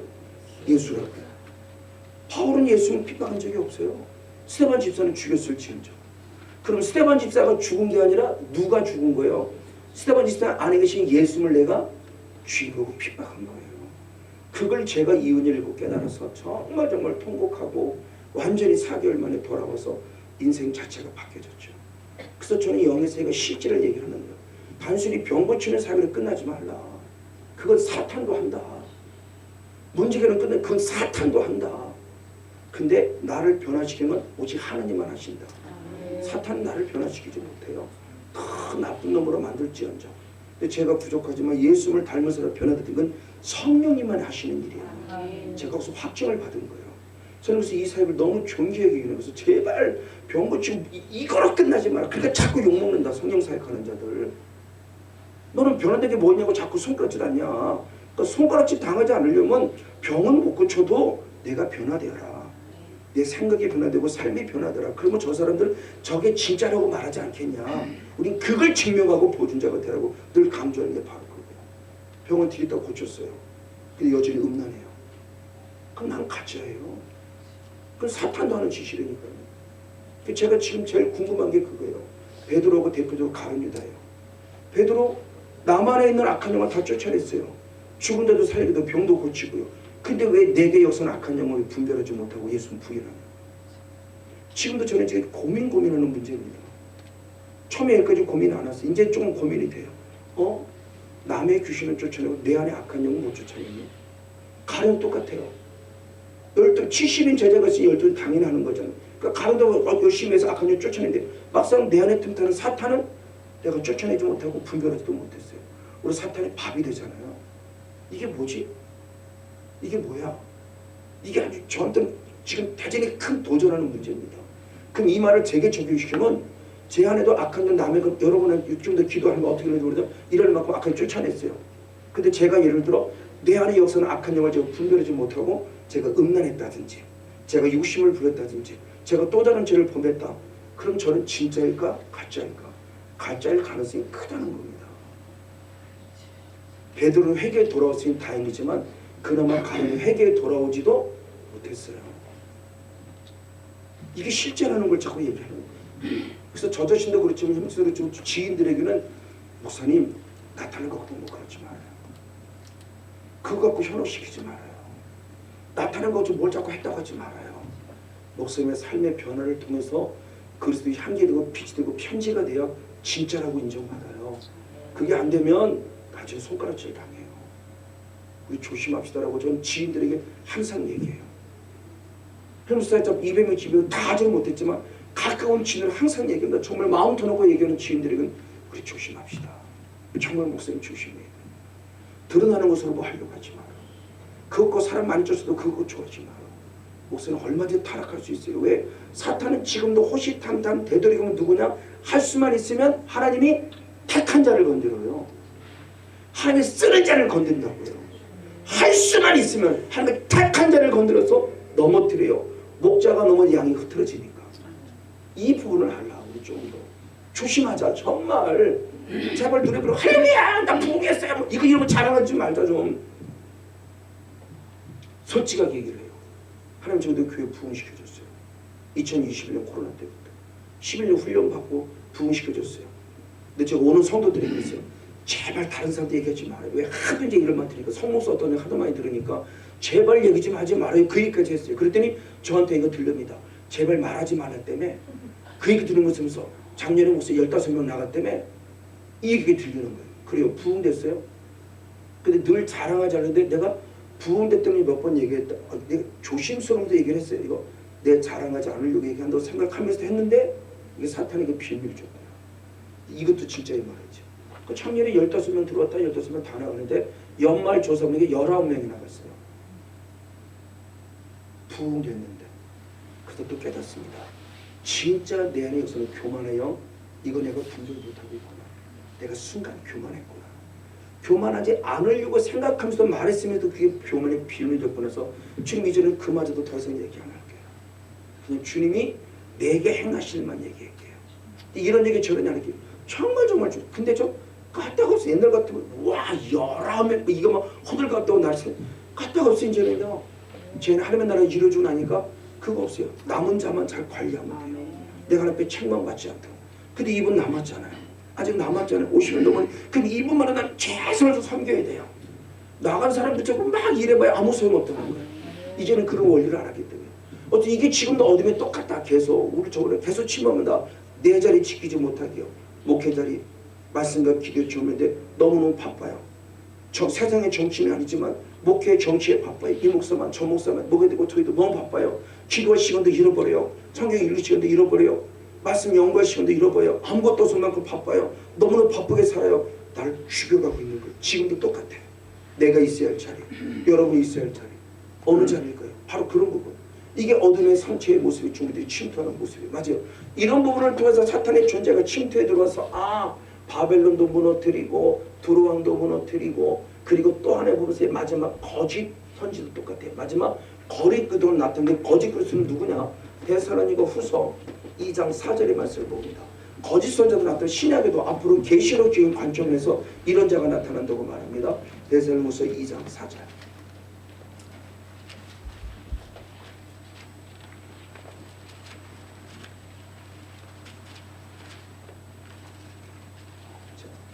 데살로니가서 2장 4절 같이 한번 읽어보겠습니다. 시작. 저는 대적하는 자라 범사에 일컫는 하나님이라 숭배함을 받는 자에 뛰어나 자존하여 하나님 성전에 앉아 자기를 보여 누구를 한다? 하나님이라 한다. 거짓 그리스도입니다. 적 그리스도. 적 그리스도가 마지막 나타나는데 적 그리스도 어디에 나타나느냐? 성전에 나타난다. 성에 나타난 자기를 누구라 한다? 내가 너 누구다? 하나님이다. 자, 지금까지 적 그리스도에 대한 부분의 모습은 주로 우리가 교황이라는 얘기를 많이 들었어요. 틀린 얘기는 아닐 수 있어요. 그러나 제가 보는 관점은 저는 맞다고 하고 싶지 않아요. 왜? 사도요한은 똑같이 말해서 사도 요한이 적 그리스도는 누구냐 할 때 요한일서 2장 요한일서 2장 18절에 이렇게 표현했어요. 요한일서 2장 18절.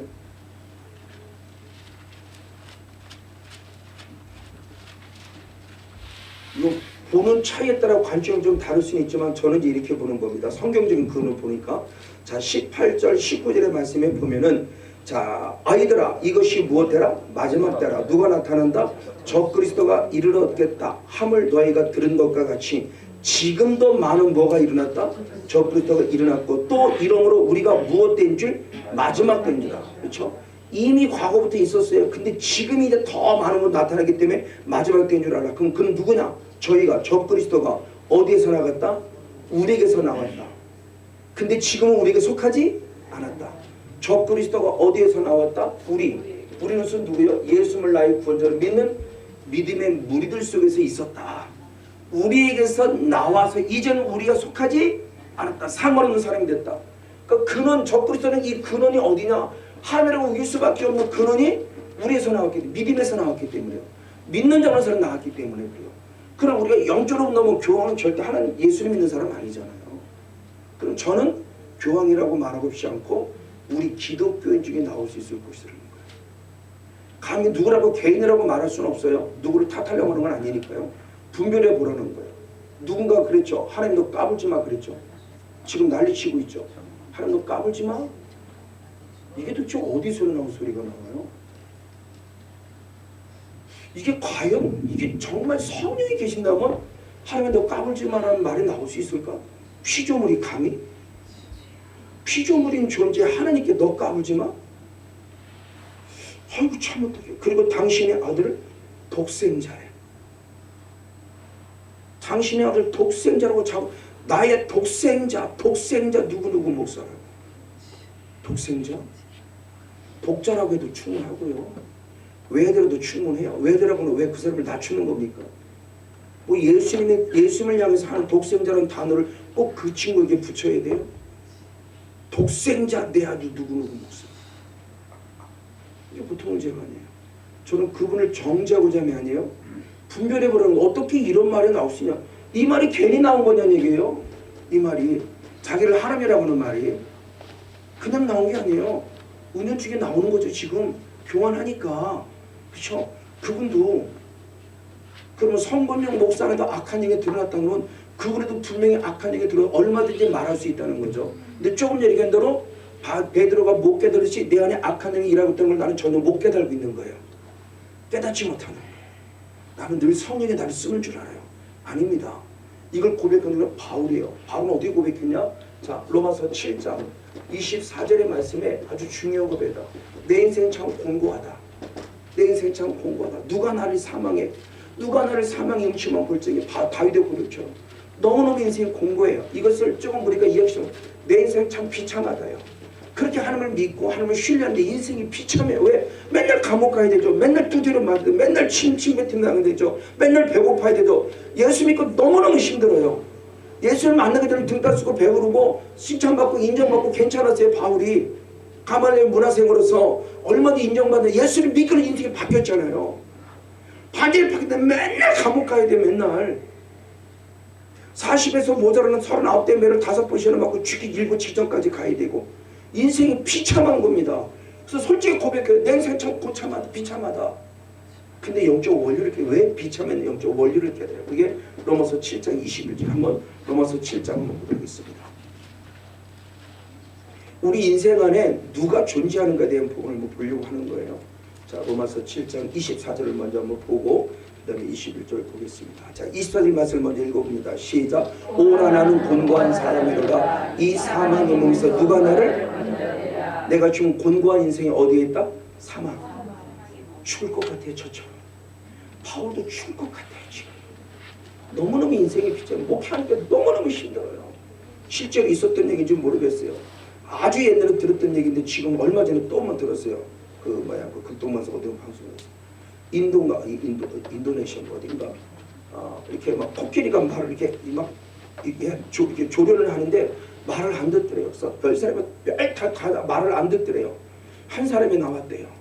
그래서 이 사람이 말을 쏙싹쏙싹 그랬더니 코끼리가 말을 잘 듣더래요.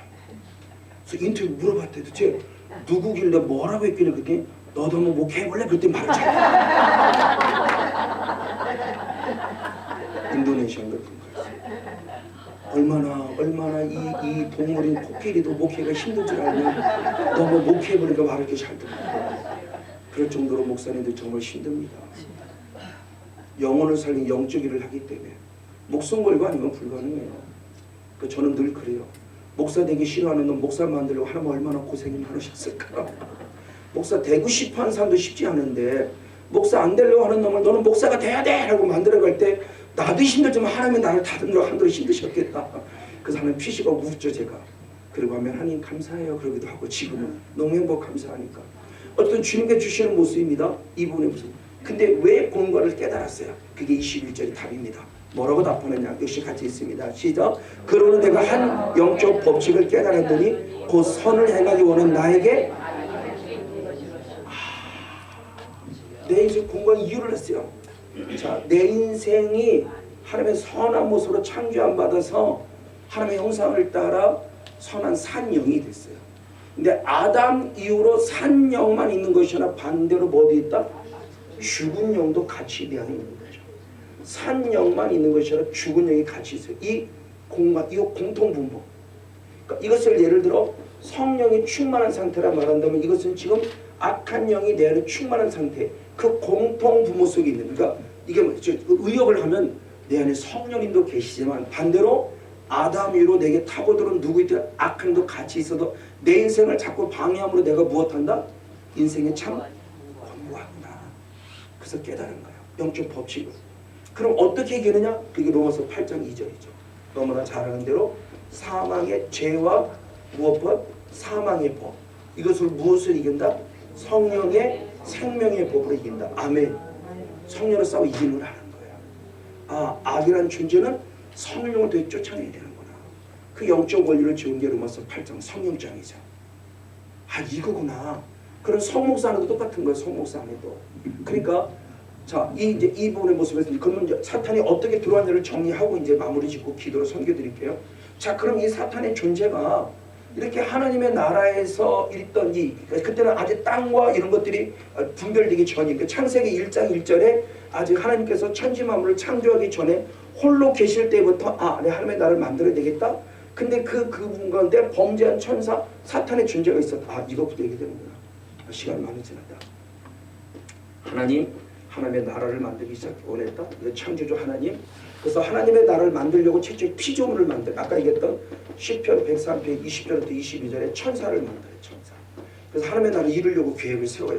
아까 19절의 말씀에 하나님의 나라 만들려고 했고 그래서 최초의 피조물을 만들어요. 창조리 영세기부터. 근데 이들 가운데 아까 얘기했던 베드로후서 2장 4절 말씀에 누가 나타났다? 범죄한 천사. 이 천사가 바로 마귀다. 마귀. 이 마귀의 존재를 도는데 이 마귀는 무엇이다? 유다서 1장 6절의 말씀에 자기 처소 자기 자를 지키지 않는 자다. 하나님께 도전한 자다. 있죠. 구태타. 그래서 이분은 어떻게 하느냐? 주님이 아까 얘기했던 에스겔 28절에 이사야 14장 말씀을 다 쫓아내요. 하늘에서 어디로? 땅으로. 자, 이때는 하늘에서 땅으로. 이때는 아직 천지 만물이 창되기 전이에요. 근데 주님은 땅으로 쫓아냈다고 해요. 그리고 드디어 창세기 1장 1절에 들어가서 하나님이 드디어 태초에 천지를 창조하시죠. 자, 창세기 1장 1절의 이 시대는 유계시대예요. 유계시대 이전의 것이 요한복음 1장 1절의 태초. 그러니까 여기서는 요한복음 1장 1절의 태초, 창세기 1장 1절의 태초는 유계세계 태초. 우리들은 보이는 유계세계 태초. 요한복음 1장 1절의 태초는 그 이전의 세계 태초. 영의 세계, 창조전의 영의 세계. 이건 말 그대로 영의 세계들이 유계 세계. 그러면 하나님의 관점은 영의 세계 때부터 할 때 창세기 1장 태초로 만들 때 이 모든 걸 다 무엇 만들고 하나님의 나라 만들기를 원한다. 근데 하나님의 나라를 만드는 방해하는 존재가 등장한 거죠. 그래서 얘를 먼저 땅으로 내쫓아요. 땅으로. 대표적으로 누가복음 10장 한번 18절도 볼게요. 70인 제자들이 악한 영과 싸워 승리했을 때 승리할 수밖에 없는 이유를 얘기해요. 누가복음 10장 17절. 자, 17절로 본 말씀 볼게요. 17절부터 보면은 70인이 기뻐 돌아와 그러되 주여 주의 이름으로 귀신들도 우리에게 한 번 이길 수밖에 없다. 예수님께 이르시되 사탄이 어디에서? 하늘에서 어떻게? 번개같이 어디로? 땅으로 떨어짐을 내가 이미 보았다. 과거거든요. 이미 언제부터 봤다는 게 창조인의 영의 세계부터 이미 그는 내가 땅으로 쫓아냈다. 그러니까 이기는 게 지극히 당연하다. 그럼 우리도 이기는 게 지극히 당연하다. 근데 왜 졌어요? 이게 문제지. 이게 0.5는 이기는 게 당연한 거야. 취지는 이겼으니까. 땅을 이미 쫓아냈기 때문에 너는 이길 수밖에 없어 라고 얘기하는데 나는 졌어요. 저도 뭐 졌고요. 목회 포기할 뻔했으니까. 있는 손도 뺏겼으니까 형 주신 손도까지. 이게 저한테는 졌어요. 그럼 왜 졌냐? 이유는 하나에 안 싸워서 그래요. 안 가르침 받았어요. 우리 선조부터. 1907년도에 우리 기독교 들어올 때는 그때는 영적 미국에 선교복 할 때 다 영적 싸움을 싸워서 악한 영이 떠났고 막 귀침에 토이고 이런 증상을 통해서 그런 선교복가 엄청나게 많은 미국에. 근데 어느새부터 처음에는 우리 기독교는 누가 믿으세요? 다 일하시는 그때 당시 구분입니다. 상놈들이 예수를 믿었어요. 근데 시간이 좀 더 지난 것처럼 성경에도 보면 귀분들이 예수를 믿듯이 양반 중에 예수를 믿어요. 양반 예수면 양반 체면에서 허이 하지 마. 내가 양반 체면이지 이거지 이제 좀 얌전히 믿어. 그냥 너네 새끼 어떻게 교회에서는 여기서는 똑같이 그냥 집에서도 술 한잔 먹고 난리치냐 여기도 왜 성령 같다고 난리치냐 조용히 해 이거 된 거죠. 양반의 영이 들어온 거지. 그러니까 허이 조용히 해 이러니까 조용한 거 있잖아. 아멘 된 거죠. 그러니까 조용하고 믿습니까? 이게 돼버린 거야 기독교가. 이 불교형, 양반, 유교형 이런 것들이 들어와서 우리 다 죽여놓은 거라고요. 지금도 가끔 토요일날 저희가 오시는 분들 보면 주여라고 왜 돼? 주여라고 부르고 싶은데 주여라고 부르지 뭐 이단이라고 그런다고 막 주여라고 부르는데 왜 그게 이단이에요? 엉엉 울면 귀신 들어가서 그런다고 왜 엉엉도 귀신 회개하고 있는데 왜 또 귀신 들어가서 그런다고 그래요? 그럴 때는 귀신 얘기도 잘해. 다른 때는 평생 귀신 얘기도 못하게 하면서 이게 어불 성소리고 잘못되지 내가 막 죽을 것 같다고 그래요. 근데 가면 나와서 우리가 막 이럴 수도 없고 본인들은 죽을 것 같다는 거예요. 기도 못한다고. 기도하고 싶은데 기도 못한다고. 조용히 해야 되니까 그냥. 조용히 왔다 조용히 해야 되니까. 목사님이 너무너무 그러니까 죽을 것 같다는 거예요. 어떤 이런 모습 안에서 지금 우리들이 이렇게 땅으로 쫓아내요. 그리고 땅으로 쫓아내는 아까 얘기했던 요한복음 12장 31절의 말씀에 이 사탄에게 준 권세입니다. 잠시 너는 누가 되라? 세상 임금이 되라. 그럼 지금 이 땅의 임금은 누구예요? 이 땅의 임금은 사탄. 그 가운데 우리는 지금 고센 땅에 구별된 하나님을 믿는 하나님의 백성들. 그럼 우리의 임금은 누구예요? 하나님. 근데 애굽의 시기에 들어가면 고센 땅에 구별을 했지만 430년 만에 고센 땅이 싹 사라져버리고 다 애굽화 돼버렸어요. 지금도 수없는 교회들이 다 세상화되잖아요. 그렇죠? 세상화돼요. 이런 거 없으면 이제 교회도 아니야. 이런 게 있어야만 교회야 이제. 칠판 없으면 교회도 아니야. 이제 이런 거 있어요.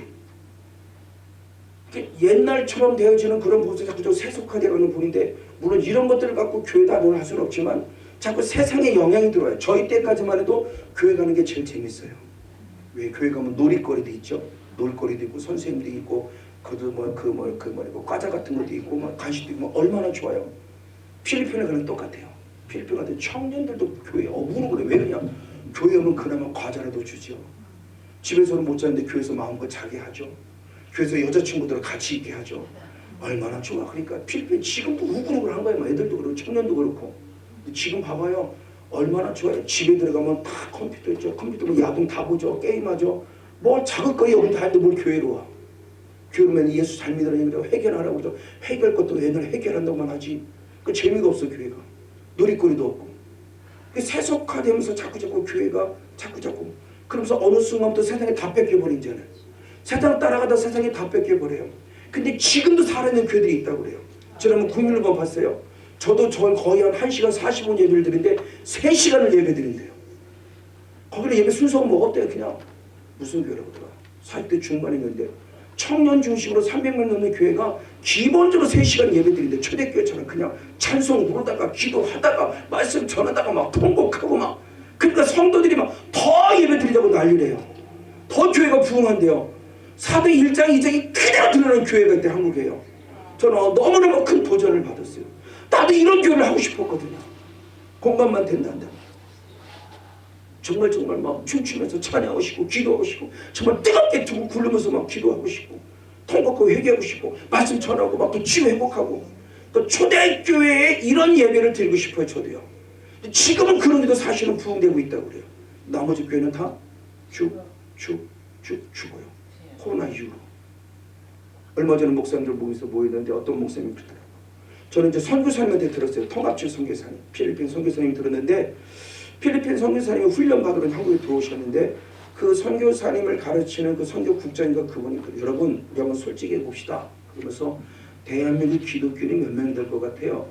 뭐 1000만 명이요 뭐 이런 거예요. 다 속았어요. 그분이 얘기합니다.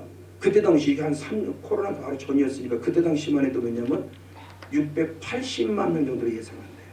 근데 지금 코로나 기간 끝났습니다. 다 이제 더 안 나왔고 이번에 어떤 목사인데 그 목사님이 그러더라고요. 600만 명 정도면 최고입니다. 이렇게 그래요. 청년은 떠나고 있고요. 어르신들은 돌아가시고 있고요. 저희도 어르신들이 많은데 어르신들은 한 분 한 분 돌아가시려고 하고 있고요. 이게 현실이에요. 호주교회도 똑같아요. 호주교회도 젊은이들이 없어요. 농구장도 다 만들어 옛날에 부흥될 때니까. 지금은 청소년이 다 떠나버리고 없어요. 그게 오늘의 현실이에요. 그러니까 세속의 가치를 따라가고 세상 속에 살아가니까. 그럼에도 불구하고 초대교회처럼 그냥 기도밖에 없고 예배밖에 없고 찬송밖에 없어도 부흥되는 교회도 있어요. 그것도 젊은이들 중심으로. 지금 우리가 무엇을 어떻게 될 것인가? 세상의 임금의 사탄을 따라갈 것이냐? 아니죠. 지금 이 세상이 애굽이라 한다면 지금 교회 방주교회를 중심으로 고세라시켰어요. 방주교회로 구분해놨어요. 구분해서 주님이 왔으면 애굽을 고세라시키라고 만든 건데 하나님 나라를 확장시키라고. 근데 오히려 애굽이 이 안에 들어와서 고센 땅이 자꾸자꾸 줄어들어요. 이게 방주교회 요만큼 남았어요. 이게 남은 자, 이게 구루터기예요. 이 사람들이 시상한 4,000명이에요. 계시록에 들어가면 구원한 자 많지 않아요. 근데 이 원리는 어디서 들어온다? 마귀라는 존재를 통해서 자꾸 치고 들어온다. 이게 영적 원리인 거예요. 이분석에 싸워 이게 된다는 걸 얘기하는 거예요. 지금 이게 사탄의 역사가 지금 우리들의 교회, 저희 교회도 마찬가지고 우리 모든 교회도.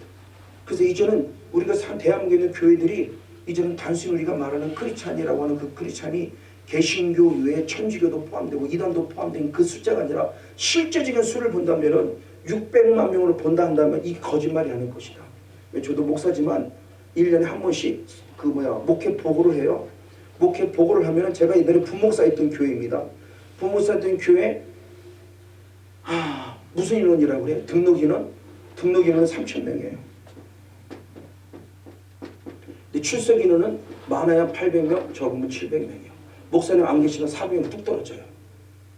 그러면서 저희들은 교단에 보고한다면 우리 몇 명으로 보고하는 걸 것 같아요? 400. 옳은 게 뭘까? 옳은 게 지금 요동안 이게 옳은 거죠. 근데 이 사람을 다 보고 해요. 그 제가 한번 부목사 들어가서 한번 호기 있게 목사님 1년 이상 안 나오는 사람 없애버려요. 그랬다가 네가 없는데 막 이러는 거예요. 그래서 담임 목사는 어떤 마음을 왜? 거기 정치적인 의미가 들어가 있거든요. 뭐냐면요. 세례교회는 얼마에 따라서 장로님들을 파송하고 목사님을 파송하는 교단이 있어요. 이게 정치적인 게임이에요. 이게. 그래서 우리 지방에서 이만큼이 가야 내 파워가 세죠. 내 파워가. 이런 정도의 사람이 있어. 그러면 총회장도 되고 뭐도 되고 다 이런 거예요. 저는 이것이 우리 교회도 지금도 마찬가지예요. 저는 1년 딱 지나도 1년 안 나온다 기도하고 이러면 싹 빼요. 다시 들어오면 다 새 신자가 돼요. 다시 들어오면. 근데 저희도 갔다 온 사람들 보면 지금 한 200명 이상 될 거예요. 근데 아니에요. 출석에는 50명밖에 안 되면 50명이 정상 신원이지. 200명이 정상을 안 되면 딴 교회 갈 수도 있고 안 다닐 수도 있고 돌아가신 분도 있고 그 이름 그대로 갖고 있어요. 이게 교회 병폐. 이게 은연 중에 하나님께 거짓말하는 거 아닌가요? 제 양심은 그래요. 그래서 나는 이거 싫어요. 지금도 1년 되면 딱딱딱 정리해요. 그래서 간 사람 딱 정리하고 어느 교회 갔다 오면 딱 정리해요. 마지막 교적부에 남겨놔요. 다 교회 이전 딱 이렇게 하고 교회 안 다니면 이렇게 하고 딱 정리해요. 그래서 딱 빼요. 그럼 내가 관련을 성도하고 적으니까 나도 편하고 좋아요. 세상의 가치를 따를 필요 없을 것 같아요. 어떤 이런 세상의 가치가 결국 죽인다. 이게 바로 누구다? 마귀가 지금 하고 있는 짓이다. 여러분 안에 내 안에. 다시 얘기합니다. 선을 행하기 원하는 내 안에 뭐가 있다? 마귀가 있다. 그럼 언제 들어오냐? 아까 했던 로마서 5장 12절. 자, 요 세 번도 딱 말하고 마치겠습니다. 로마서 5장 12절을 먼저. 그럼 사탄의 존재가 언제 내게 들어왔느냐? 로마서 5장 12절.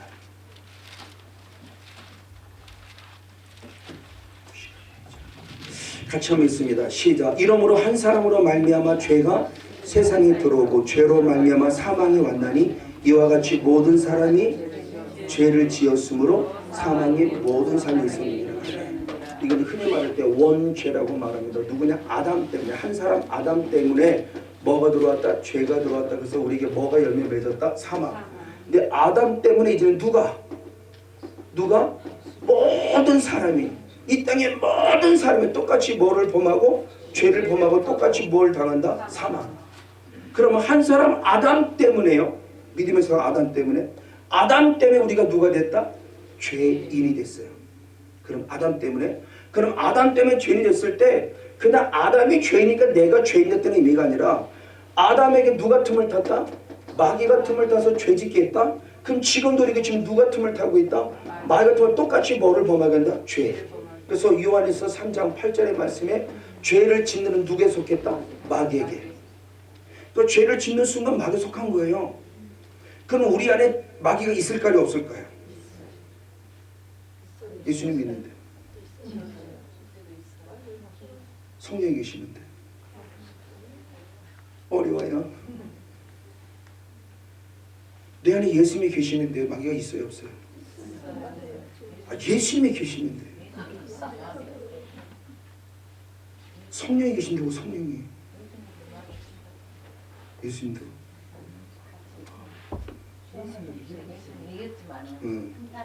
틈탔어요. 아니 시험 받았다. 시험 받았어요. 자꾸 약해지시려고. 담대하세요 좀. 시험 받아요. 그래요. 또 집사 권사님이시라고 그랬죠? 말씀 잘하셨어요. 사탄이 누구한테 대적했다? 하나님, 예수님. 창조는 하나님 된 건 우리 같은 거 뭐 아무것도 아니라 생각하죠. 사탄이. 창조주는 피조물의 창조주는 하나님께 대적했던 존재는 피조물을 우리는 마땅히 대적을 해요. 무엇으로? 죄라는 합법적인 통로로. 그럼 죄를 범했다가 중요한 게 아니라 그 죄를 범하는 순간 마귀에게 무엇했다? 속했다. 소유격. 그러니까 아담이 죄를 범하는 순간 단순히 죄를 범했다 끝나는 영적 원리는 아담 안에 누가 들어갔다? 마귀가 들어갔다 하는 거예요. 자, 요한복음 13장 27절 말씀을 보면은 하나님 예수님이 말씀한다. 그 말씀하는 순간 사탄이 가룟유다 안에 뭐됐다? 들어갔다. 그럼 가룟유다는 예수는 안 믿는 사람인가요? 믿었잖아요. 근데 어떻게 했다고? 들어갔다. 이제 오늘 저녁쯤에 귀신 들림의 단계에 대한 물 한번 나눠볼 거예요. 예수 믿는 사람에게 있냐 없냐. 자, 신약 시대의 사람들은 하나님을 믿는 사람이니까 안 믿는 사람들이니까. 이스라엘 백성은 하나님 믿는 사람이 안 믿는 사람이에요. 근데 그들에는 뭐가 있다? 예수님이 그들을 고쳐 주는 거예요. 하나님 믿지 않는 불신자가 아니에요. 믿는데 그들의 악한 영이 들어왔다고요. 그럼 언제부터 들어왔냐? 합법적으로 가장 먼저 아담 이후로 원죄는 합법적인 통로로 악한 영이. 두 번째, 그럼 언제 또 들어오는가 했을 때 이건 구약에서 한번 들어갈게요. 출애굽기 20장 4절 5절. 출애굽기 20장 4절 5절. 출애굽기 20장 4절 10계명 중에서 제 2계명을 말합니다. 출애굽기 20장 4절 5절.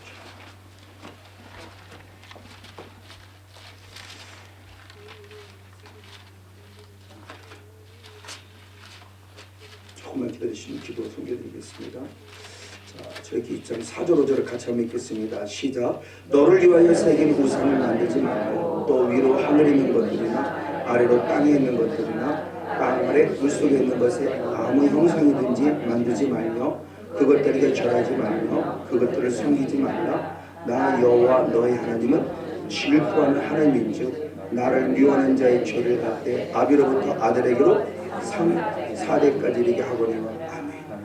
자, 가장 먼저는 원죄는 합법적인 통로 우리 안에 자리 잡고 있고, 두 번째 모습에서는 내 의도와 상관없이 혈통이라는 합법적인 통로. 특별히 몇 대? 3대, 4대까지 있다는 거예요. 혈통. 이걸 베드로 신약에서 이렇게 말했어요. 베드로전서 1장 18절. 신약에도 말씀을 봐야 되겠죠. 베드로전서 1장 18절.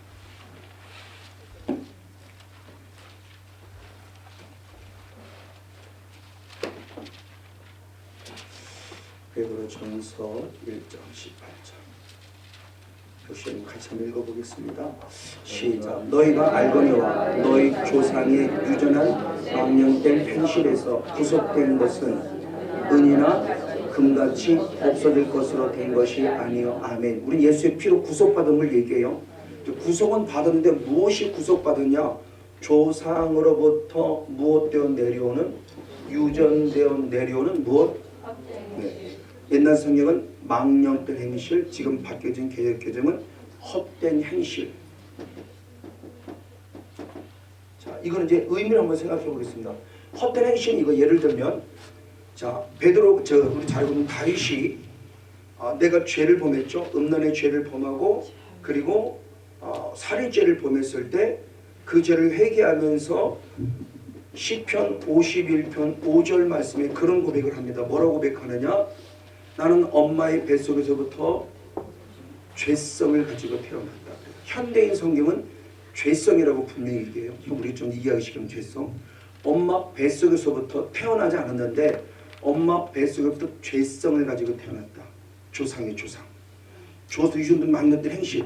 그것이 내 안에 들어와서 내가 지금 음란의 죄를 범하게 했고 살인죄를 범하고, 내 아들 압살롬도 내 아들 솔로몬도 똑같이 음란의 죄를 범하고 살인죄를 범하고. 그러니까 여기서는 망령된 행실 자체는 행위에 대한 부를 보지 말고 그 행위를 일으키게 하는 존재가 내 안에 결국 누구다? 마귀다. 이 말을 달면 죄성이다. 그러니까 조상으로부터 유전되어 내려오는 망령된 행실, 헛된 행실, 내 안에 죄성이 있다. 어디로부터? 조상으로부터. 이게 흘러내려 언제까지? 3대, 4대까지. 가장 멀리 보면은 아담, 가장 가까이 보면 3대, 4대. 제가 그런 거예요. 저는 절 한번 가본 적이 없어요. 제가 60년생인데 속된 말로 표현은 지질이 운도 없다고 그래요. 재수 없다고 그래요. 왜냐면 제가 6학년 때 수학여행 가기로 결정을 했는데 지금 세월호 비슷한 사건처럼 수학여행 가는 버스하고 기차하고 사고가 나버렸어요. 그래서 수학이 끊어졌어요. 중학교에 들어갔어요. 똑같은 사이 또 벌었어요. 중3 때. 그래서 또 수학여행 못 갔어요. 고등학교에 들어갔어요. 고등학교인데 제가 공부를 들어갔는데 얼마나 빡세게 훈련받고 공고생들이 그러잖아요. 지금. 저도 그렇지만 공고생들이 그러니까 이놈의 새끼들 군기 잡는다고 1학년 때부터 거기 술 내고 수양이 수학여행이 없는 학교예요. 1학년 때부터 군기를 빡세게 잡는 학교예요. 1학년 때 2주를 내내 정말 얼마나 그 선생님은 무섭 다 이렇게. 그래도 나쁜 일 다 나쁜 일 가요. 그런다고 한다. 그 군기 잡힌 학교니까 수학여행 갈 기회가 없었어요. 나머지 신학교 들어갔으니까 신학교는 더더욱 수학여행 안 가고. 수학여행 갔는데 그나마 제주도 갔는데 그때 결혼식에는 구도 못 가니까 그러니까 저는 일평생 수학여행 못 갔어요. 저희 때 수학여행을 가야 그나마 불구사를 가는데 그러니까 절 한번 가본 적이 없다는 거 저는요. 하나님의 은혜인지도 모르죠. 그렇게 재수 없는 게 아니라 절 한번 가지 말라고. 근데 언제 갔냐? 목사가 되고서 갔어요. 김천에 우리 후배 뭐 같은 동기인데 나이가 어린 동생이 직접 그 김천에서 목회하면서 놀러 오라고 했다. 형 우리 직지산 한번 갑시다. 그래서 직지산 그때는 뭐가 뭔지 간 거지 뭐. 직지산 간데 무슨 홍살문인가 뭔가 있고 쭉 있는데 무슨 이런 게 저리하는 생각 들을 수도 영향력을 받아서 생각을 못한 거죠 저는요. 근데 제 안에 누가 들어오느냐? 불교예요. 저는 억울한 거예요. 제가 불교한테 가서 한번 절에서 뭐 비난하거나 그렇지만 들어오라는데 정말 저는 억울한 거예요 막. 그리고 억울하고 생각해 보니까 내가 아니라 결국 얘 때문에 그런 거예요. 죄송합니다. 조상한테 얘라고 그랬다. 3대 사도는 여기서 나는 모르지만 내 조상 그러니까 어머니 아버지 할머니 할아버지 증조 고조 할머니 하부 때까지는 알아요. 근데 증조 고조는 저는 몰라요. 못 봤으니까. 이분들이 섬기던 그 불교의 영이 내 안에 흘러내려다가 더 이상 목회가 잘 되면 안 되니까 걸리게 거구나. 저는 이걸 깨달았어. 저한테 이게 적용이 되는 거예요. 아, 요놈이구나. 저는 불교 다녀본 적이 없으니까. 근데 저는 불경이 드러났으니까. 불경이 떠나고 나서 환상 열리고 이렇게 한꺼번에 저는 열린 스타일이에요. 그 저는 이게 실적으로 느끼는 거죠. 그러니까 이게 진짜네. 그럼 볼 수 있고 들을 수 있었는데 얘가 방에서 못 들은 거잖아. 그러면. 그럼 얘가 처리되니까 보여지고 들려지고 깨달아지네. 그리고 말씀이 알아지고 하나님을 알아지네. 그럼 지금도 이게 필요하구나. 지금. 그리고 세 번째의 모습이 우리가 잘 알고 있는 모습에도 자범죄. 아까 얘기했던 요한에서 3장 8절의 자범. 내가 보면은 자범죄. 스스로 보면은 자범죄예요. 자범죄라는 것은 죄를 막에 속할 때 내가 합법적으로 사탄도가 안에 들어라고 요구하는 것 똑같은 거예요. 근데 이 자범죄는 중요한 게 내가 범하는 건 자범죄지만 내 아들에게 있어서나 내 손자에게서는 태어나지 손자 손에 태어나지 않았어요. 내 아들과 딸에게 있어서 내 손자 태어나도 손자 손녀에게서는 누가 범한 죄가 돼요? 조상이 범한 죄가 되지. 지금은 내가 죄를 범했지만 자범죄지만 내 아들의 입장 보면 아빠가 범한 죄야. 내 손자에 보면 할아버지가 범한 죄예요. 근데 이걸 안 끊어놓은 거죠 그동안. 죄는 용서받는데 죄성은 아직 안 끊어졌다는 거예요. 그러니까 전통적인 신앙 안에서 이게 시간이 많이 지났는데 저녁에 할까요? 좀 더 할까요? 화장실 여기까지만 하고 그래요. 그럼 왜 안 끊어지는가 내가 부분도 한번 나누도록 할게요. 벌써 2시간. 어쨌든 조금 알아들을 수는 있겠습니까? 어둠의 영이 분명히 있다. 영의 세계다. 우리는 영의 세계에 살고 있다는 걸 좀 인지하나 하나님의 영이지만 반대로 어둠의 영도 우리 안에 틈타고 있다. 이게 처리가 돼야만 영의 세계 실제구나. 이건 구약부터 이미 말하고 신약도 말하고 있는데 그 과정을 계속 이제 말씀을 드리고 구원이라는 부분까지 연결시켜 볼 거예요. 단순히 62 형용사역이 그냥 병 고치는 이 사이 끝나면 얘가 떠나야만 구원이라는 관점의 성경이 예수님이 이래서 이것 때문에 성령 사역한 거지 병 고치려고 한 게 아니라고 빨리 깨달아야 돼요. 그래서 이 사역에 필요한 분을 알아야 저 바깥 사람한테 이단 소리 듣지도 않고 잘못된 소리 듣지 않고 건강한 그런 성령 사역을 들을 수 있기 때문에 그래서 이 시간에 기도하기 원합니다. 성령 받기를 원하는데 성령 받을 때 가장 먼저 회개거든요. 회개를 다 말하지 못했는데 회개에서 죄사함 받고 죄사함 받을 때 성령을 선물로 받는다고 그러고 성령을 힘입을 때 마귀를 멸하는 나라가 이루어진다고 그랬어요. 하나님 이제 내가 처음 영에서 이제 알아가기 원합니다. 이제 알았습니다. 하나님의 영이고 내 삶이 영이고 반면에 세상의 영도 영이네요. 내가 하나님의 영향을 받을 수도 있고 사탄의 영도 받을 수 있는 영적 존재이기 때문에 내가 사탄의 영향을 받았다면 원죄 이유로 그리고 내 조상들의 범한 죄 이유로 내가 범한 죄요 자범죄로 내가 이것이 내 자범죄고 내 후손에게는 또 조상이 범한 죄로 이제 알았습니다. 예수의 피를 힘입습니다. 우상 숭배죄부터 용서해 주시고 일반적으로 범 모두 용서해 주시고 예수의 피로 제사장의 성령을 힘입어서 내 안에 죄를 짓게 만드는 죄성의 악한 영을 떠나므로 내 안에 천국이 이루어지고 가정 충이 이루어지고 신의 충도 축복의 주시옵소서 기도할 때 저와 함께 우리 협력사역자 우리 김조수 목사를 비롯해 우리 협력사를 함께 여러분의 사역을 돕도록 하겠습니다. 다 같이 주여 3절 기도합니다. 주여